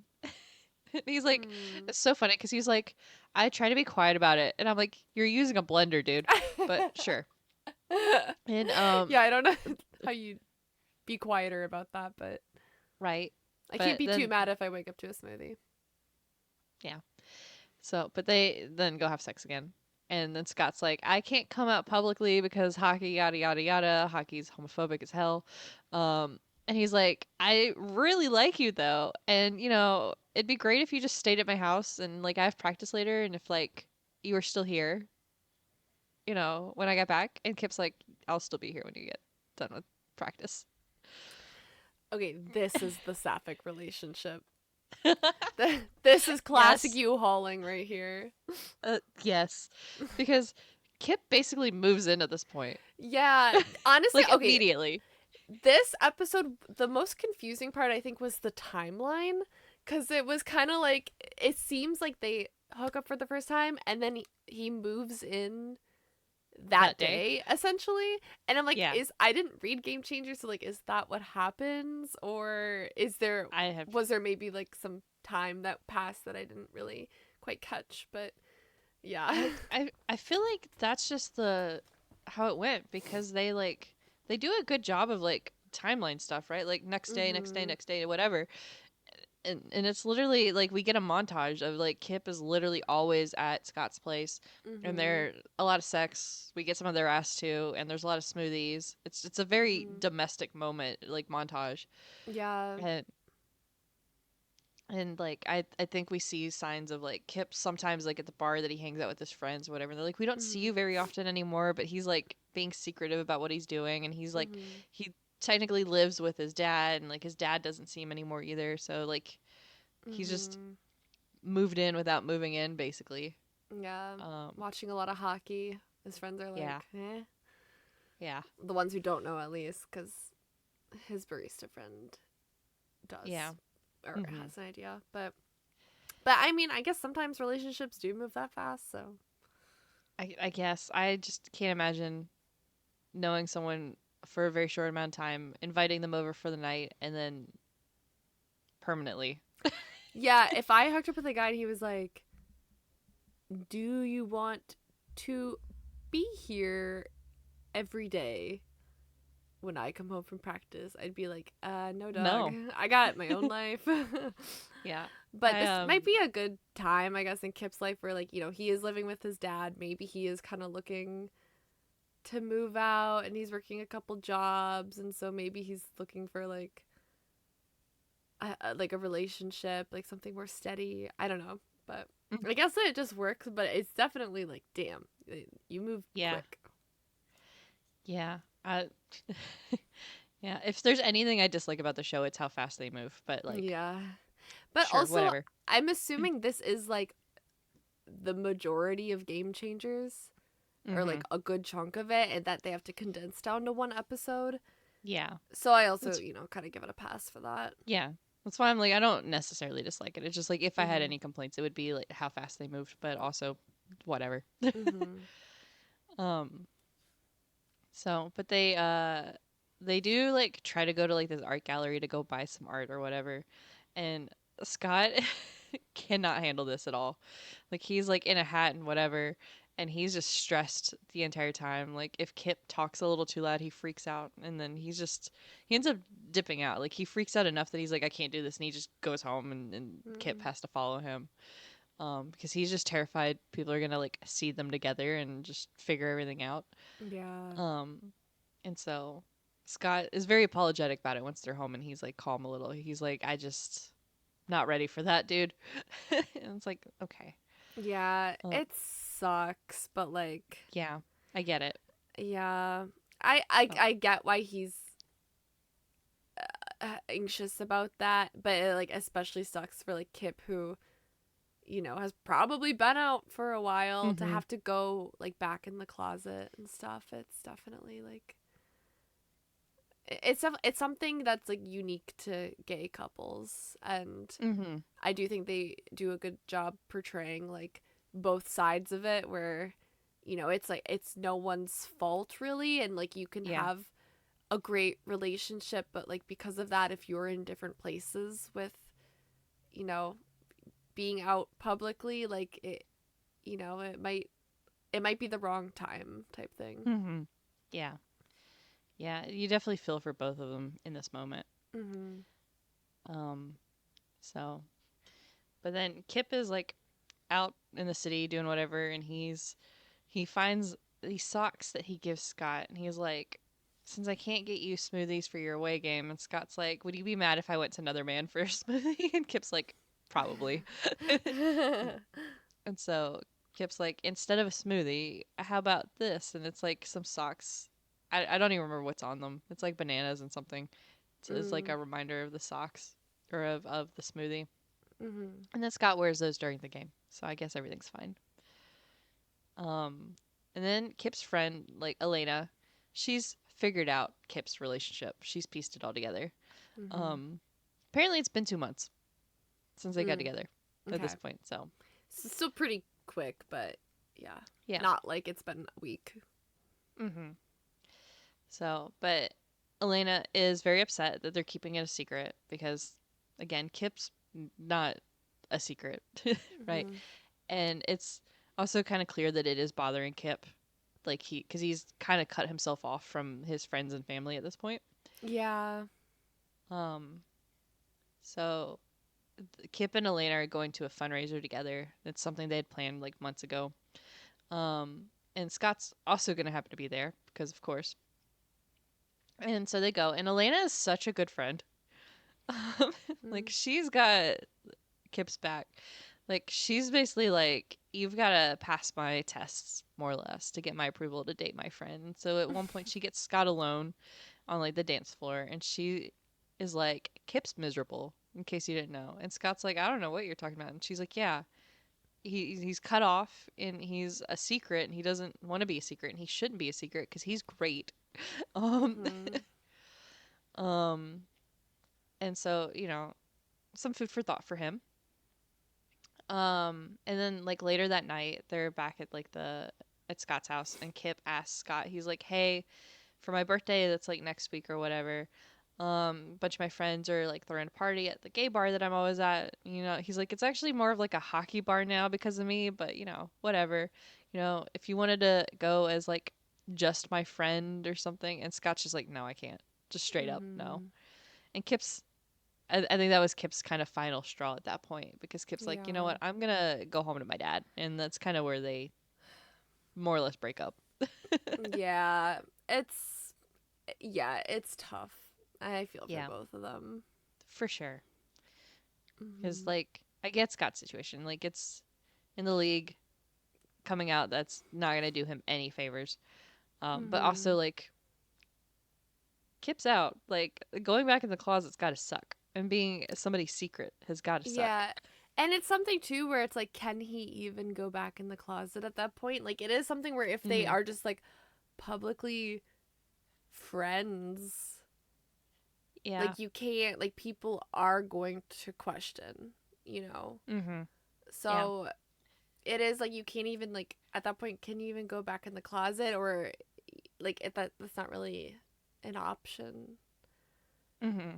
It's just like either you hide the relationship from everyone or you Mm. don't have a relationship. Yeah. So we're at the don't have a relationship part, I think.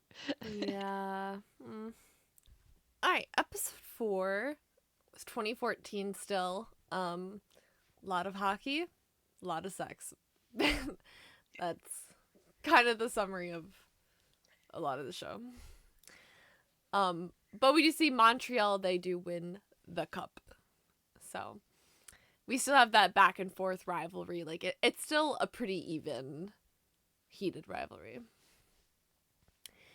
Um, Same with 2015. We also have more hockey, more sex. Ilya is like hooking up with girls over the summer. So, we kind of see him, like, they're not exclusive, but Ilya is like, casually hooking up with other people. In the And summer, Shane's doing brand deals. yes, and ad videos at his lake house and stuff. Um, and Montreal does win the cup again. And then we're now summer 2016. Ilya is like, he's losing interest in the girls he's partying with. Like, he spends less time with them and more time texting Shane and thinking about Shane and all that. And Shane too is like very glued to his phone when, you know, he's being distracted from commercials and like time with Hayden and stuff, because they are like getting, they're like more into each other than they are their surroundings. In October, Hayden and Shane, they go to like an aquarium together, and Hayden's wife is pregnant again. um Hayden's like defining characteristic is that he just like has a lot of kids. Like, again? Okay. Hayden's like, dude. And of course, that's Shane just being like, oh, shouldn't speak my thoughts. Like, shouldn't be so blunt about that, I guess. He's like, I mean, congrats. um and while they're there, Shane does get recognized by some fans, but Hayden doesn't, so he's like, playfully salty about it. Having to wrangle 3 kids too. He's like, "Ugh, I should get like a vasectomy or something like that." And Shane's Yeah. like, it's a little late for that, dude. Yep. I think 4 is probably Yeah. max. In Boston, Ilya is watching that like documentary that they did of Shane's cottage, like, clearly like missing him. You want to see his face, you want to see his happy place, and so he's watching that, but also kind of like laughing at him because Shane's doing like yoga on the pier, and he's like, "What the fuck is he doing?" um, and Svetlana is there, and she calls out Ilya like for texting Jane for years. Like, she's, kind of like, oh, aren't you, like, are you serious about Jane? You've been texting her for years. Um, and Ilya's like, oh, it's nothing serious. But like, Svetlana, she's kind of putting the pieces together between Shane and Jane. Also, the names rhyme, so it's not like it was well hidden in the first place. And Shane goes to Ilya's place. They hook up. More ass. Always have to mention. Um, and this time's a little different though, because like usual, Shane is like, okay, I'm gonna go, because they don't really like stay the night and do stuff like that. But Ilya's like, no, just stay the night. Like, and he like makes him a tuna melt. I'm a tuna stan, to be honest. And they just like hang out and talk about hockey, which is like not really something they've done before. Just like, casually sit down and like have conversations and stuff. It's just like it's very domestic, and that's something new. And Ilya tells Shane about Svetlana, and she's my friend. She's really great, beautiful. She's the daughter of this famous hockey player, whatever. And Shane asks like, "Oh, cool." Like he tries to play it cool. He's like, "Oh, you're dating? Like, are you dating her?" And Ilya's like, "Oh, no, we're just friends, but like we do hook up." And is this what he asks Shane if Shane's hooking up with anyone? I think so. Yeah, maybe it's 'Cause just in the yeah, book yeah. or something, but No, no, he does because Ilya's like, I never hear you mentioned with like girls or anything, and oh, mhm. Shane's like, that's private. I Yeah. think so. And he's like, "Do you like them? Like girls?" And Shane's like, Sure. "Yeah, yeah, I like girls. Like, yeah, I love girls." Hmm. um so yeah, they talk about that a little bit, but um and they cuddle on the couch, and then they start doing some hand job stuff, and after the tuna melt is crazy, I just have to say. Um and then Ilya calls Shane by his first name, because normally they do calls him like Hollander. So that's also something that's like a little more intimate and domestic. And Shane says Ilya, his first name as well. And then Shane immediately afterwards panics and As is he like, does. yeah, he's like, I can't do this, and leaves. Because at this point, like, it's getting too real. Like, they're getting too deep into this. And Yeah. he just knows, like, if this becomes a thing, like, they're going to have a lot more things to deal with on the hockey side of things. So Yeah. it And gets scary. I don't think Shane's accepted that he's gay yet either. Oh, no. So there's No. that too. Yeah, that as well, which he's about to learn very soon. Hmm. So he's having lunch with his parents, and his mom's talking about brands again. Which Where go ahead. she's trying to get him to go to Wimbledon because like Rolex wants him to go to Wimbledon and he's like, Mm, I don't want to go. And his parents are like, but we kind of want to go. And he's like, I'll go so that they'll pay for us all to go and then I just won't go. yeah, good plan, honestly. Yeah. I'd also Um, want to go to Wimbledon just to say I've been. yeah, of course, for sure. And Shane is like tense and off, and his parents notice, but they have literally no idea why. Hmm. And Shane, because he's being tense and off and weird, his teammates are like, "Hey, come out with us, like let off some steam, find some girls, get drunk."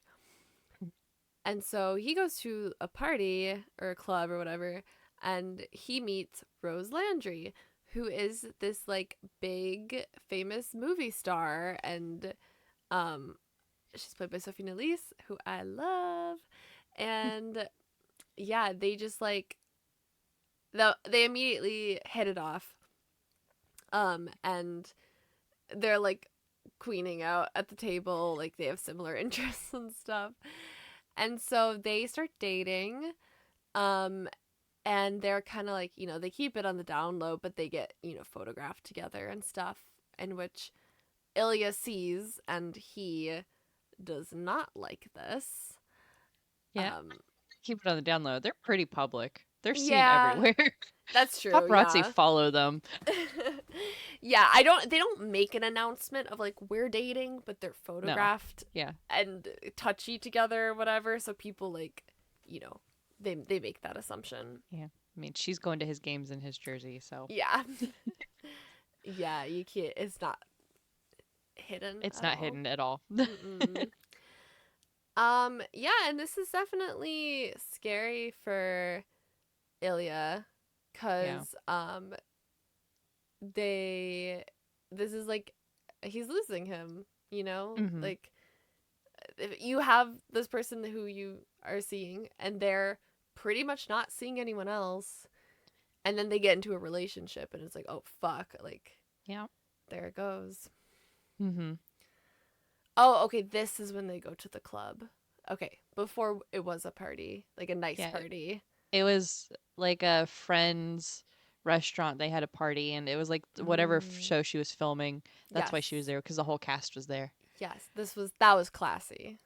Yeah. This is when Ilya was acting weird or whatever and his teammates are like, "Let's go to the club." So they do, and Shane and Rose are also at the club. Probably first time Shane's ever been to a club as well. Honestly. uh, and we get the iconic "all the things she said" scene, which is Mhm. like, I love that song. I love that album. I'm probably the only one who like listens to that album. Yeah, I only know the one song. Yeah. It's I would highly recommend. It's very I think it's an EP, but Hmm. yeah. I I've like always listened to it and I'm like, yes, people. Not that you should stand tattoo cuz one of them is not a good person, but whatever. Yeah, for the show it's like it's perfect. It's gay, it's Russian. Um so yeah, we have them like making out with other people, but they're like looking at each other and it's like it's like, you know, this competitive again tension where they want to be together, they'd rather be together, but they're with these other people and they're both trying to show each other that they're good with these other people, but they're both not. And yeah, Ilya just like he loses the game of chicken and he just like he doesn't want to be with this girl anymore cuz all he wants is Shane, so he goes home alone. But Shane goes home with Rose and they have sex. And ooh, that's how that ends. Ilya, yeah, Ilya's like in the shower taking care of things. Yeah. I'm pretty sure there's more ass there. I just didn't write it. Yes. Um, so episode 5, the sex was maybe not so great for Shane and Rose. I love, yeah, I love this arc. Yeah, I love Rose. Rose is Hmm. great, right? So Rose is like, "Hey, I because Shane's like, I maybe I was stressed because I guess he didn't perform well and whatever. He's like, I'm just really stressed with the season and whatever. And Rose is like, hey, let's just go to dinner, just the two of us, because I think a lot of times when they're out, it's always like her entourage with them. Hmm. And so they go to dinner and it's just the two of them, and, and she's like, yeah, so my like gay friend is really into you. What do you think Shane's like, about that? what? And then she like keeps going a little until she kind of like gets him to admit that he's gay. Yeah. She's like, "Have you ever been with a guy?" And he's like, "Yes." And she's like, "Have you ever admitted that before?" And he's like, "No." See, and And this she's, is just the friend he needed. Like, mm-hmm, yeah. yeah, because it's so funny. She's like, "Was it better with a guy?" And she's like, "Yeah." And Cause then he's yeah, like, definitely at this point he's probably accepted that he's like bi, but I don't think he's accepted that he's gay until "Yeah, now. now." Mm-hmm. Um, but they're both so funny because he's just like, actually, I prefer to be the hole instead of the peg, which is kind of an unhinged thing to say at that moment. So unhinged, but like it's She the loves it. truth. She does. She's like listen, I've you are not the first gay guy I've dated. This is like a reoccurring problem for me, so don't feel bad. Right? And he's like, "What do you mean I'm not the first gay?" And she's like, "I went to a theater school. Most of my boyfriends have left me for men." uh, She's so chill. But she's like, "We're going to stay friends." So they're now broken up, but they're yeah. friends and it's fine. She's like, "We're best friends. You're going to hate that you ever met me." Yeah, she reacts quite well considering Mhm. like the situation like sucks for her, but also like he's just figured this out through try Yeah. like she's the first girl he's ever really been Yeah. with, so he can't Mhm. blame him, I guess. Yeah, so it's fun. I love her. It's great. Hmm. But meanwhile, Ilya and Svetlana are like cuddled up in bed and talking hockey again and whatever. And and that's where we find out Shane and Ilya are going to be on the same team for the All-Star game this time. So instead of North America versus Europe, they're back to their normal thing. So this will be the first time that Shane and Ilya are on the same team for anything. Hmm. So it's a big deal. And so the All-Star game is in Tampa. And I love this so much. Ilya is there rocking a Hawaiian shirt, Yes, which he's is getting in the spirit. so not his style any other time in the show. Hmm.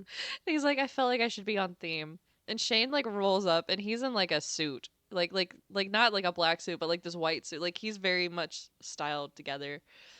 And he sits next to Shane or to Ilya, and so they're like drinking at the bar or whatever. And Ilya's like, yeah, so like, is this a um like did Rose put this together for you? And Shane's like, don't laugh at me, but I hired a stylist. Yeah, because at this point, like, Alia thinks him and Rose are a Still couple. They're together, yeah. together. And so when Mhm. he sees Shane all dressed up all nice, he assumes, like, Rose dressed him. And Yeah. so when he asks about it, and Shane's like, don't, it's a secret, don't tell anyone. Um, I hired a stylist to dress me. Like, it is not what Ilya was expecting, but it's, like, best case scenario for him. Mhm. Because, it kind of, because he's like, oh, Yep. wait, like what's going on there? Yep.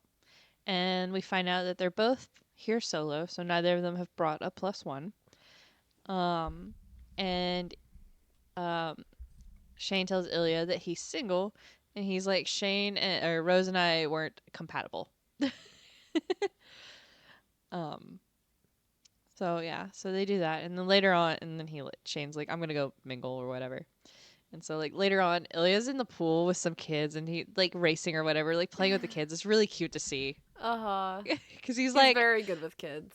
he is. It's so funny because he's still kind of like his abrasive like Russian self, but he's just like playful about it.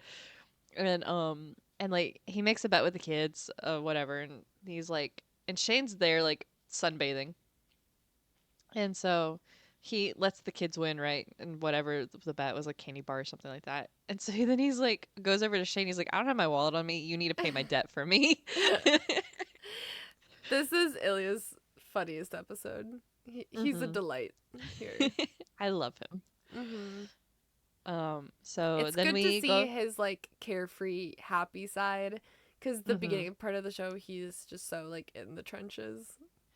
Yeah. And then later on, he's also in the trenches again. Yeah, and in the long game, he's extremely in the trenches. So Oh no.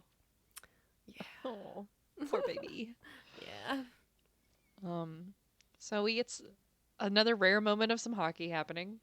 And Shane and Ilya are playing on the same team for the first time, and Shane scores a goal, and Ilya skates up to him and gives him a big ol' kiss on the cheek. Um, and no one bats an eye about it because Ilya is kind of like known for like physical touch, basically, Mhm. which I think they play up more in the book than the show. So, Mhm. but again, it's just a celebratory, yay, we scored a goal. Mhm. So no one thinks anything of it. And then later that night, Shane is on the beach watching the sunset. Um, and Ilya shows up and he's like, "Found you." And Shane's like, "Were you looking for me?" Um, and Ilya's like, "No," Mm. because of course. Um, and so they're like, their hands are just far enough away that they're not touching, but like Ilya keeps like looking down and he's like looking behind him, like clearly wanting to like touch hands, but again, like they're in public. And Ilya's like, "I looked up the word compatible." And Shane's like, "What?" And he's like, "I thought I knew what it meant, but I just wanted to make sure." And he's like, "So you and Rose weren't compatible?" And Shane's like, "No." Um, but in this, Ilya's hands are like slowly moving, and by the end of it, like their thumbs are touching. So, ooh, scandal. Ooh. They touched. hmm and then later that night, Shane goes to Ilya's room, and Shane's like, "I want to talk." Like he comes in and he's super serious, and Ilya's like, "Ooh, this is tense." And Shane's like, "I want to talk about how this feels like more than just hooking up." And Ilya's like trying to brush it off. He's like, "Don't make this a thing, right?" And then Shane's like, "I think I'm gay." Ilya's just like trying to hold it together. And he's like, "What gave you that impression?" um, yeah, I love how he comes into the room too, and Ilya's like, "What now?" Like he's like, "Oh, this is gonna be a whole thing, isn't it?" Yeah, I don't. Why are you like this? mm. But Shane makes a point. He's like, "Ilya, you're not gay." And he's like, "Not entirely, no. Right?" So, like, there's a differentiation there, right? So, Ilya's still trying to be like, "It's not a big deal, whatever." And Shane's like, "It feels like we're something." And Ilya's like, "We can't be." Right? Because Shane's Mm-hmm. like, "Well, the last time when I was at your place, like, sorry I bailed from, all that, I panicked, whatever." Right? But like that felt like it was something else. And Ilya's like, "No, literally, I can't. If we're something, I can't go home." And Shane's like, "To your family?" And Ilya's like, "Russia. The Hello." whole country. Yeah. And they're like super serious. They're sitting like next to each other on the bed, and then like Shane like crawls into like Ilya's lap and like starts kissing him, and like ends up just like hugging Ilya, and Ilya's like crying into his chest, and it's like, oh my heart, because that's Yeah. honestly like the most emotion you see out of Ilya like so far is like this is finally like this is the one thing he can't have, right? So Yeah. They want each other so bad, but it's just like to the point where they can't deny their feelings anymore, but they can't mhm. do anything about it. Yeah. So then 2 weeks later, we're back in Boston. Shane's playing against Ilya again. So before the game, Shane goes to Ilya's place. Um, and like Ilya's brother keeps calling, but Ilya's just gonna ignore it.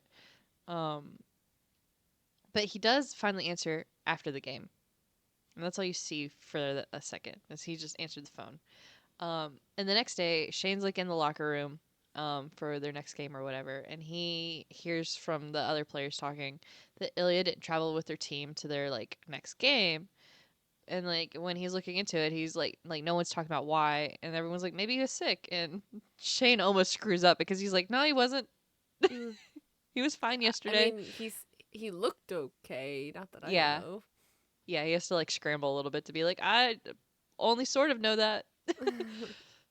Um, so he does try to get in contact with Ilya, but Ilya doesn't answer. And then like later that night, Ilya does video call Shane, and he's in Moscow, so he's back home. His dad has died. Mm. So, and as a pick me up, I think they have phone sex because they strip clothes.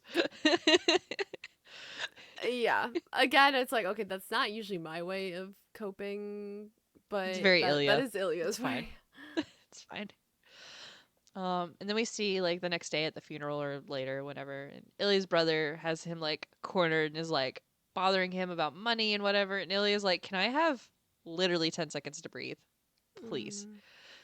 Um, but they argue for a while, and then Ilya's finally like, "You know what? I'll give you money one last time. I will set up a trust fund for my niece, but you're dead to me, basically. Like, never talk to me ever again." Mm-hmm. right? And so that's that. Of course, Svetlana's there to like intervene a little bit. And Yeah. then a little while later, Ilya's still in Moscow, but he calls Shane. I'm obsessed with this scene. Yes. Oh, So, and before that, I do want to say, yep. um, that I think this is where Svetlana says something about like she she talks about Jane or something, but then she says him. Mm-hmm. Like Yeah. I just thought that was really Yeah. interesting. Like Yeah. I don't remember what It's she says exactly, but like she basically tells him that she knows. mm-hmm. So, but so after the funeral and everything with the brother, Ilya calls Shane, and Ilya is like struggling, right? He's like in a tunnel, like he's gone just for a walk, and he is struggling with everything that's happening, but he's also struggling to be able to express himself in English, right? He's Mhm. like, it's too hard to talk in English, whatever. And Shane's like, I won't be able to help you because I can't understand it. But if it would make you feel better to get it out in Russian, you can talk to me in Russian, basically. Um, if it, if that'll help. And Ilya goes on like the longest speech ever. Connor did such an incredible job with this Yeah. of going on, and it's this like really heavy emotional scene about like how much Ilya's family sucks and all they want is more and more and more and more, and like he's done everything this entire time he can to like keep them happy, buying them all like the clothes and making sure they have a safe home and all this, and whatever they want they get from him, and they just demand more and more and more and more, and he's like, and then on top of that, you know he doesn't have anyone now besides Svetlana, right? And like they love each other, but it's not a romantic love. It's that's it. They're friends, and it is that's it. And he goes, but what sucks the most is that I love you. So, but again, it's in Russian, so Shane has no idea what's being said. Yeah. And I do love in the book we get a bit of um Ilya's POV, and like this is where we Mm-hmm. kind of see him doing the panic thing that Shane does a lot, where afterwards he's like, oh my god, like what if he recorded the conversation and like secretly translated it afterwards, and Mm-hmm. like he's like, oh no, he wouldn't do that. But it is Yeah. kind of, it's like interesting to see him in that kind of like worry state when he's normally the rock in these situations. Mm-hmm.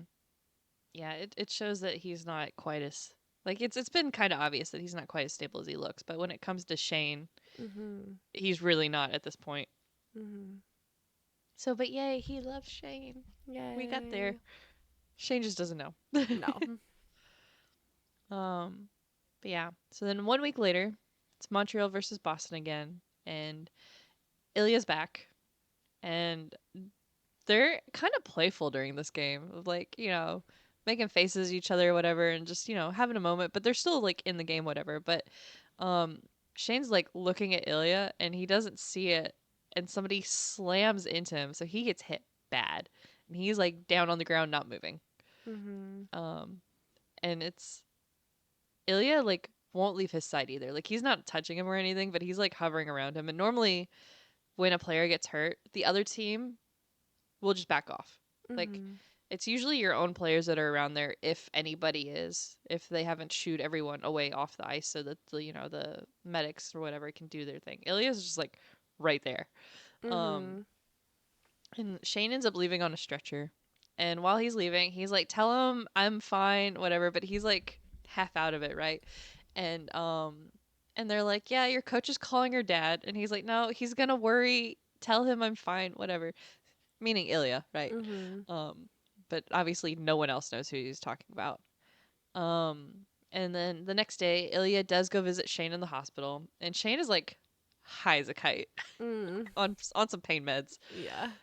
Um, and like Ilya's so worried and whatever, and he's like, yeah, whatever, player, didn't mean to do that. He's super apologetic. And Shane's like, everyone's gonna get hit like that at some point or another. It's fine. Don't worry about it. And he's like, but I have something to ask you. And Ilya's like, maybe now's not a good time to do that. And Shane's like, will you maybe come to my cottage this summer? Will you come to my cottage this summer? The amount of TikToks I've seen that have been so Don't go to creative and so Russia. funny.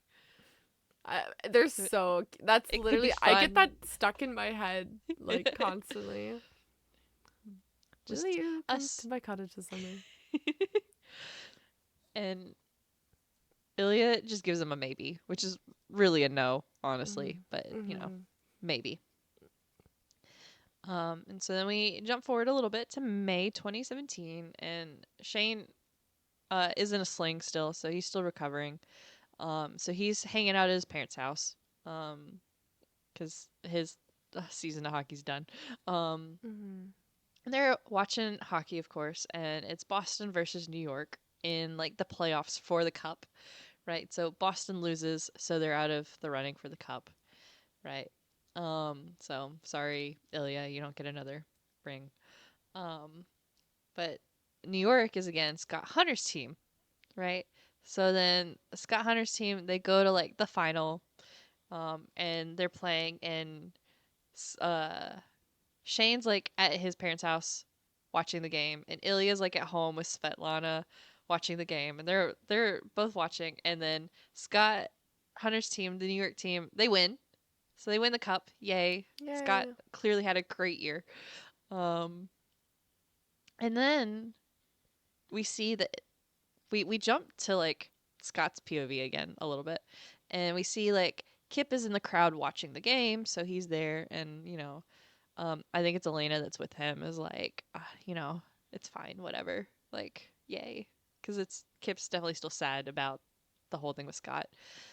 But then Scott like skates away from like his teammates, and he's like looking in the crowd for Kip, and he gets Kip to come out on the ice. And the way Shane and Ilya are both like so locked in at this point, like they like went from like being slouched and kind of paying attention to like they're both upright and like hyper focused of like what is happening Mm-hmm. right now. Why is another man going on the ice, right? Yeah. What is he And doing? Scott gets Kip on the ice, and then he kisses him on the ice in front of everyone. And I sobbed. Right? It was such a love that for them. That's such a big moment. Tears running Kip, down my face. and then Ilya calls Shane, and Shane's like trying to go, "What the fuck is happening?" But he doesn't even like to finish his sentence before Ilya goes, "I'm coming to the cottage." I'm coming to the Yes. cottage. So, love that for everybody. Uh, I love this episode is genuinely like this is television perfection from start to finish. This episode is like I just like it's phenomenal. Like from a Mhm. TV like standpoint, it's just so well made. Mhm. Yeah. Yeah. I love this episode. I just like I cannot say enough praises about. It's really fantastic. Mhm. But we only have one episode left. Yep. So, it's I think it's called The Cottage because we're coming to the cottage. So Shane picks Ilya up from the airport, and they're a little bit weird about it at first, like, oh, did anyone recognize you? Did anyone see you? Like, okay, no. Mhm. Um, and so we have this like nice transition of leaving the busy city life where they have to worry about that to the cottage in the woods, and they hold hands as they drive to the cottage. And oh, I love it. I love a cottage. I love a cabin. Um, and it's very remote, but it is also just like entirely glass walls. So it is funny when he's like, yeah, it's very private. It's like it's not private No. at all, but sure, it's remote. Yeah. And so yeah, it's beautiful though, and they finally have time to themselves, like more than just Mhm. 12 hours even for the first time ever. Yeah. And Ilya kind of lets it slip that he has not been with anyone else since the last time they hooked up, which Which is huge. yeah, which had been quite a while ago, like pre-injury Mhm. at this point. Um and so yeah, Shane is like cheesing over that, like like obviously Shane neither, but for Ilya that's kind of like surprising. Mhm. And Shane's just like, okay, like I just want us to be like open and honest about our feelings like for this next 2 weeks. Like let's like no more no more hiding and bottling things up anymore. Yeah, which is so real, Mm-hmm. especially for somebody who's like autistic, right? Like I having let's not play games spell it out for Mm-hmm. me for once, Yeah. you know. Like I'm sure at this point like it's agony. Like, Mhm. having this sort of relationship Yeah. hidden, and what a relief it must feel to like be able to be together and, have things like out in the Mhm. open. And so they're very domestic, and they're, doing your typical lake house things. They're Shane's making burgers, except he makes like 8 burgers because he kind of just forgets that you can like half the recipe. So mhm. so he makes a lot of burgers, and he's like, "Oh, normally I'd bring it to my parents, but I can't right now because I lied to them. I said I was on some like meditation retreat so that they wouldn't come bug us." Mhm. Um, and then they also have a campfire, and Ilya's like, "This is like baby's first campfire. Like, like he He's does like not know what's happening." yeah, he's like so you just sit here and stare at it? And Shane's like yeah, and he's Yep. like Canada is so interesting. It's warm. It's mesmerizing. I love fire. Same. And Rose texts Shane, and Ilya's a little jealous of it, but Shane's like, "I'm gay. Yeah. What are like? What are you worried about?" Like she's not looking for a repeat performance, I promise. Yes. Yeah. Right. And then a loon makes a noise, and Ilya like gets so scared over it, and he keeps going off about this because he thinks it's a wolf, and Shane's like, "It's a bird. It's a loon." And Ilya keeps going off about this stupid Canadian wolf bird, and Shane can do like a loon noise, and Ilya's like, he's like, "I hate it." It's so funny. I do Mm-hmm. think it was really interesting. So Shane's loon call is different from the one that you originally hear. And I forget what they are. One was like a warning one, but then like Shane's I think was like a mating call or something like that. I see So the I thought details. that was really interesting. Yeah. Mm. Of course people looked up what kind of bird noises they What kind were. of a loon call is this? But loons are also known for mating for life. Like they pick one partner and they mate for life. So I think that also is kind of the metaphor there. Mhm. Yeah. I love loons. I think they're very cool. Mhm.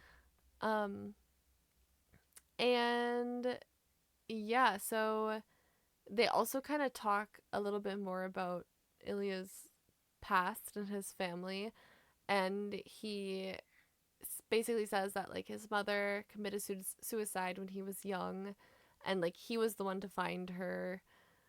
That um sucks. yeah, and yeah, it's very, I mean, this is like stuff Shane never knew about him, so he's, opening up for the first time.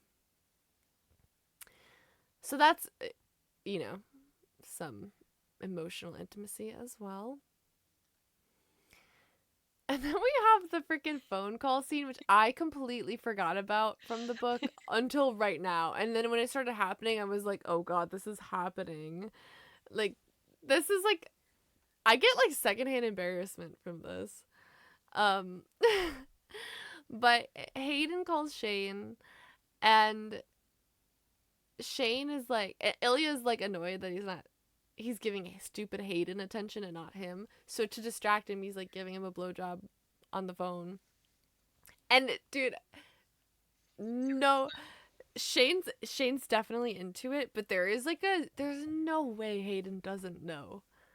Yes, I've Like, yeah, it's so obvious. And I've heard people like, I saw on TikTok, people like will reenact like their Hayden, or they'll just like respond to his end of the phone call, and it does sound like so ridiculous. Um, yeah. So that's a scene. That's a little kinkier. And Ilya also mentions he's a free agent starting next season, so he can switch teams. And he's like, maybe I'll switch to a Canadian team because, like, I want to get rid of my Russian passport and I want to become a citizen, either like Canada or US. Um, and he does kind of like mention like one of his possible options is to marry Svetlana to get she's a US citizen. So to get a US passport.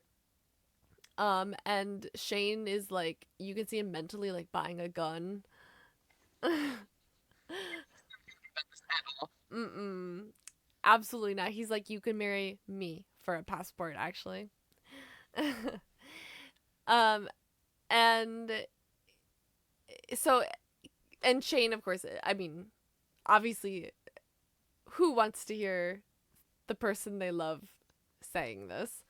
Yeah. But Ilya does say, like, even though he does like women, he like can't get this like slow hockey player out of his mind, and he has this like terrible problem where he wishes like all the women were him. Um, and that's comforting to Shane, and he asks like, "Well, do you want that problem to go away?" And Ilya's like, "I don't ever want that problem to go away." And so Shane's like, "Don't marry Svetlana. Like, we will figure something out, but you can't do that if we're gonna work something out." And this is it's so great because this is Ilya admitting that he wants to be together, and Shane like accepting.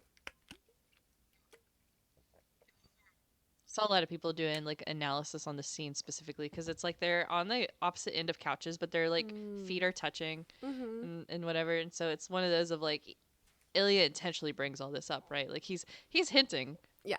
Shane's just oblivious. Yeah. Shane is missed the whole point of that of Mm-hmm. like, hey, help me get citizenship, my friend, my lover, you know, whatever. Yeah. Um, it's whoosh. And Uh, maybe not a Canadian hockey team just because I don't want to go back to Russia. Maybe there is right? something in Canada for me that I want Yeah. to be there. So, but yeah, Shane needs it spelled out a little more clearly. Mm-hmm. So, but also he's not gonna let any of this go because now he's got to come up with a plan.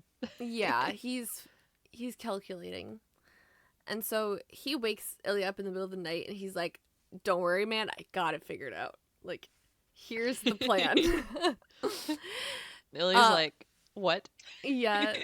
And this is like also how I am too. Like if I will also just stay up all night until I figure out the problem. Mm-hmm. And so he is basically like, "Okay, Ilya, you're gonna go to Ottawa, you're gonna play for them. We're gonna start a charity together. And so it looks like we're friends for a couple years, and then we can get rid of the whole rival thing. And then, like, if we are seen publicly, no one's gonna think twice about it. And then when we retire, we can come out and be together." And I was like, okay, Yeah. solid Illy's plan. like, you're thinking that far ahead, and I'm like, oh. Yup, they're doing the long game. I Yeah, see. I see what you did there. it wasn't that good. But thank you. I'm Um, here to support. yes. So, yeah, they have okay, now they have like a 5-year plan and like a 70-year plan. Like Shane's got this mapped. Mhm. So, they tell each other they love each other. Doll. God, that moment had me so stressed. I Because know. Ilya says it first, Mm. and then Shane goes, oh shit. And, He's like, "Wait, and that's too much. I can plan our lives out till we retire, but like Ilya Ilya's like about to backtrack it and be like, My bad. But like before you can even like get words out, Shane then says it back. But it's just funny Mm-hmm. because he's just, oh shit. Yeah. And yeah, they are like more sex, of course. There's a lot of sex, There is. especially at the cottage. Yes. They hang out at the lake and like they're swimming and stuff and like doing lake things, and they are Hmm. like walking back to the house, and they're just like kind of kissing and being affectionate, and Ilya kind of looks over Shane's shoulder through the glass walls of the house and spots Shane's dad in the house, who is like looking right at them. Hmm. And Shane goes in to like talk to him, and his dad just turns around, leaves without saying anything, gets in the car, Gone. vroom vroom. Which is that is like not the reaction you want to see. No. Like, yeah, it's like that's like a very like oh shit moment. Like, Yeah. oh, Shane crashes out a little bit, justifiably, from this. mm-hmm. But they're mature adults now, and they're gonna handle this. And I do love the thing about the show is like the way things are just handled. Hmm. Like they just like figure things out, Yeah. which might seem like a low bar, but I feel like in a lot of like BL shows, they like just don't figure things out. But Hmm. in this show, they work through stuff and they like Yeah. together, and you can kind of see them mature throughout the show, Hmm. which is good because the actors are the same age, but like they're different ages in the show. Hmm. So they go to Shane's parents' house and they decide to like go in together to talk to his parents, and they walk in, and his dad kind of like they walk in together, and Shane's mom is like she doesn't know. She's like, what the frick is this guy doing here? And his dad starts kind of like giving a plausible deniability, like he's just like, oh, I forgot my charger. And Shane's like, look, mom, dad, like I'm gay, um and we're together, like Ilya and I are together, um and they're gobsmacked. Ilya's, it has to be like a language barrier issue because Shane's like looking for the word to explain what they are, and Ilya's like, lovers. Lovers. Shane's like, no, Ew. not the And word. it is funny because I saw on Twitter, I saw people asking like, I'm not a native English speaker, like what's wrong with that word? And like I replied to them, but I was like, typically lovers is someone you are like sleeping with. Yeah. Like it's just kind of like too much information. Yeah. Like it's not an inaccurate word. It's just not the word you would use when you're telling your parents about your boyfriend. Yeah. But yeah, it is. I do love that too, because it's like, yeah, he's right, but Shane's just like, ew. um and so both his parents, they like sit down for dinner, and his parents are like, yeah, we both kind of like suspected maybe you were gay, but we had like no idea about the Ilya thing. Like, how long has this been going on? And they kind of like stumble around because it is a little awkward to be like, well, officially we've been together since today, but we've been hooking up since like forever. And so they basically are kind of just like, it's been going on since like our rookie season. And Ilya's like, no, that's not right. Remember, it was the summer before our rookie season. And their parents are so like, oh, so shocked. It's really funny. They pin it as like rivals and like enemy, like sworn enemies. Like it's like generally understood that like Shane hates Ilya, like by the world at this Mm-hmm. point. So everyone's like, what? And Shane's like, yeah, I actually don't hate him. Yeah, I actually kind of love him. Hmm. And Shane and his mom, this is a scene that's not in the book, but they have like a little Hmm. chat where she is like apologizing for making it seem like, or making him feel like he couldn't tell her, because they are very close, but she didn't know anything about this, and so she feels like it's her fault for not creating an environment where he felt comfortable bringing that up. Yeah. And so I will that's, say good on her for that. yeah, I will give because her kudos. in the book, like, this is how she's written, is just the momager, and so I do Mm-hmm. think they added the scene to add a little bit more Yeah. depth to her character. Um, because she does go back into momager mode where she's kind of like, okay, we can monetize this, and Yeah. he's I'll like, talk to the brands and whatever. he's like, no, girl, no one's knowing about this. Like, that's not what we're about to do. Um, Yeah. it it is kind of. Have you? This is a new show, but there's a show called I Love LA. I haven't even heard of it. Okay, it was kind of airing at the same time as this, and there was some, but there is one episode where like one of the characters, she does like an ad for Ritz crackers, and then her manager mentions that she's like gay or queer, and then they make the whole ad like about, it's like her being gay eating Ritz crackers or something, and so What? that and so that's what I was thinking of, because I was Yeah. watching these two shows at the same time where I'm like, oh, the mom wants the gay Ritz cracker ads.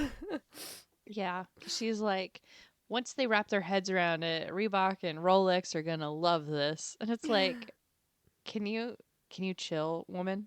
Yeah, it's like, it's definitely her intentions like are in the Yeah. right place. Like, she's trying to like make her son feel like it's gonna be okay. Like, this is not going to end your career. Like, we're just, you're just gonna reinvent yourself. But he's definitely like not. That is not Mm-hmm. the path he plans to go down. So, yeah. Yeah. The one thing that I did agree with that she said at that point was like we should have a written statement ready in case anything does get leaked so that they can Mm-hmm. so that because it makes sense to have it written beforehand so that you're not trying to write it while you're spiraling, Yeah. you know? So I'm Mm-hmm. like, yeah, that's smart. Have that written just in case things get leaked. Mm-hmm. That's fine. Yeah.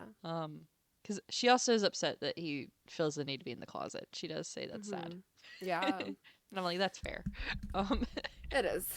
so, because Uh, they bring up Scott too, and they're like, have you guys talked to Scott Hunter yet? And mm, Shane's like, no. And Ilya's like, I yeah. sort of did. He's like, what? You talked to Scott Hunter? He was like, yeah. I just like congratulated him. Yeah. Ilya is so funny too when they're like sitting around eating dinner while they're talking. Like Shane's like going back and forth with like his parents, and Ilya's just on the side just watching like a family exist in a way that he's not familiar with while he's just Mm-hmm. shoveling food in his He is making use of that home cooked meal, and boy, deserves it. no, for real. And I think he's happy that he's like clearly been accepted now into like this Mm-hmm. family just immediately. Yeah. And it's seeing like a relatively normal family compared to what he had. Mm-hmm. So, and I'm happy for him. Yeah. And Shane kind of has like a panic attack at the table when he starts thinking about, every possibility that could happen now. And Mhm. like Ilya is like able to comfort him and like calm him down, and I think that really comforts Shane's parents, and it like kind of Mhm. shows them the new side of their relationship that they've never Yeah. seen, about like how this works together and how they're Mhm. good together. And yeah, it's just definitely like a new side of them that their parents at first were kind of like, what, like, how did this happen? Like, how are you even compatible? But then, this kind of shows them how. Mhm. Yeah. Yep. And then they drive back to the cottage together, and it's happy and calm, Mhm. Things are gonna and be okay. things are gonna be okay. It's such a good Yay. show. Uh it is such a good show. Like, I just can't believe it. Mhm. Honestly. Like, Yeah. I just did not expect the show A to come out in the first place, and then when it did, I didn't expect it to be as good as it was, and then Mm. after that I didn't expect it to get as much attention as it did. Yeah, it's So, crazy how much attention it's gotten. mhm. And I'm very glad that HBO is keeping their hands off of the show because the show is produced by Crave, which is Mhm. a studio out of Canada. Mhm. And then in the US, it's distributed by HBO. Mhm. And so with season 2 getting announced, like immediately, Mhm. not that we're going to get it until 2027, there Mhm. was a lot of concern over whether or not HBO was going to put their claws into it because everyone just assumes HBO is going to ruin it. Um, and so HBO had to like release a statement going, "No, no, we're just the distributor. This is Crave show. You guys Yeah. are fine." Yeah, I definitely think with the amount of success it's had, um, I think the creators and stuff definitely have a lot more Yeah. artistic liberty to do what they want now. So Mhm. yeah. Get get a little bit more budget, even though I think the show was filmed incredible for the budget they had. Yes. Oh my god. Like it's a low budget show, but like when you watch it, it doesn't You feel can't like tell. it. Mm. So yeah, I love it. I love Jacob Tierney. I've been like a Letterkenny fan since the first season aired, and it's so cool to see like the things he's doing now. Mm-hmm. Yeah. Yeah. So I'm excited for season 2. Sucks that we have to wait until like next year, but Yeah. it's fine. Mhm. Um, the author of the book, I don't remember what her name is right now, but she also Rachel announced a new. Reed. Yep, she has announced a new book. Oh, So okay. I didn't know yeah, about she. that even. Oh, okay. Yeah, she announced it last week, I think. Oh, Um, maybe I did yeah, see that. Okay. yeah. She hasn't written it yet. Okay. But I think at the very least she's confirmed that she's not gonna break up Ilya and Shane because it's gonna focus on them again. Yeah, So cuz she's not gonna do that. okay, I hope not cuz I feel like that kind of ventures into the territory of like what conflict is left Yeah. cuz a So lot happens during the long game too, so. yeah. So I think we're safe from that at least, which is good. Mhm. Um, but yeah. So I think release for the next book is like fall. I think is what the plan is. She's like locking herself away to go write the book. So She's at the cottage. should film an episode at a cottage. Uh, yeah. Um, what defines a cottage? Because I've been to a cabin. What's the difference? I think a cabin's more in the woods, and then a cottage, to me, is like a lake house. Like it's on a lake. Okay. I don't know, because his place looks like every other cabin. It's just glass walls. Yeah, we don't really. I feel like here it's really common, like lake houses and stuff, but we call them a lake house. Oh, and then a Yeah. cabin is very common too, and that's in the woods, and that's where you hunt. Hmm. But cottage, I don't know. Cottage feels a little bit more like Little House on the Prairie. Yeah, I don't ever use cottage for anything. Yeah, I wonder if something that's like a cottage Canadian word. core. Yeah. I don't think it's a Canadian word, I but don't think so either, but I don't know. If we have any Canadian listeners, I know we have some. If you guys can tell us that if you use the word cottage more than we do down here. yeah, cottage cheese. Yeah. I use that a lot, but Yeah. Because I cottage would just have. sounds very like uppity. Like it Maybe sounds that's what like it is. yeah. I would absolutely call his place a cabin, not a cottage. I would call it a lake house. I mean, that too. I would maybe a lake house, but It can't be a cabin if it has glass walls. Like a cabin is like log. I mean, outside of the glass walls, it is all log. So But and it's wood. It's not log. I didn't pay that much attention. I don't know. But Mm, trust me on this. yeah. If I need to look up the definition. I'm so sorry. And then we can end this episode. A small, simple house, typically one near a lake or a beach. Or perform homosexual acts in a public bathroom. What? Maybe that's why they use cottage. I'm sorry. Those are the two definitions that came up on the dictionary. Well, now we've covered Heated Rivalry, Mm-hmm. which is a great show. It's a good first Western BL for me. Yeah. I do have to say, every time I think like Western BL, I'm thinking like cowboys. I know. That's where my brain goes when I hear the word Western. Brokeback Mountain. I haven't seen that either, actually. Right? That's crazy. Yeah, I It's a mean, movie you only watch once. oh, It's okay. amazing. But I don't think I'll watch it again. Okay. Well, I'll add it to my list to watch eventually. Mm-hmm. This list keeps growing. But in the meantime,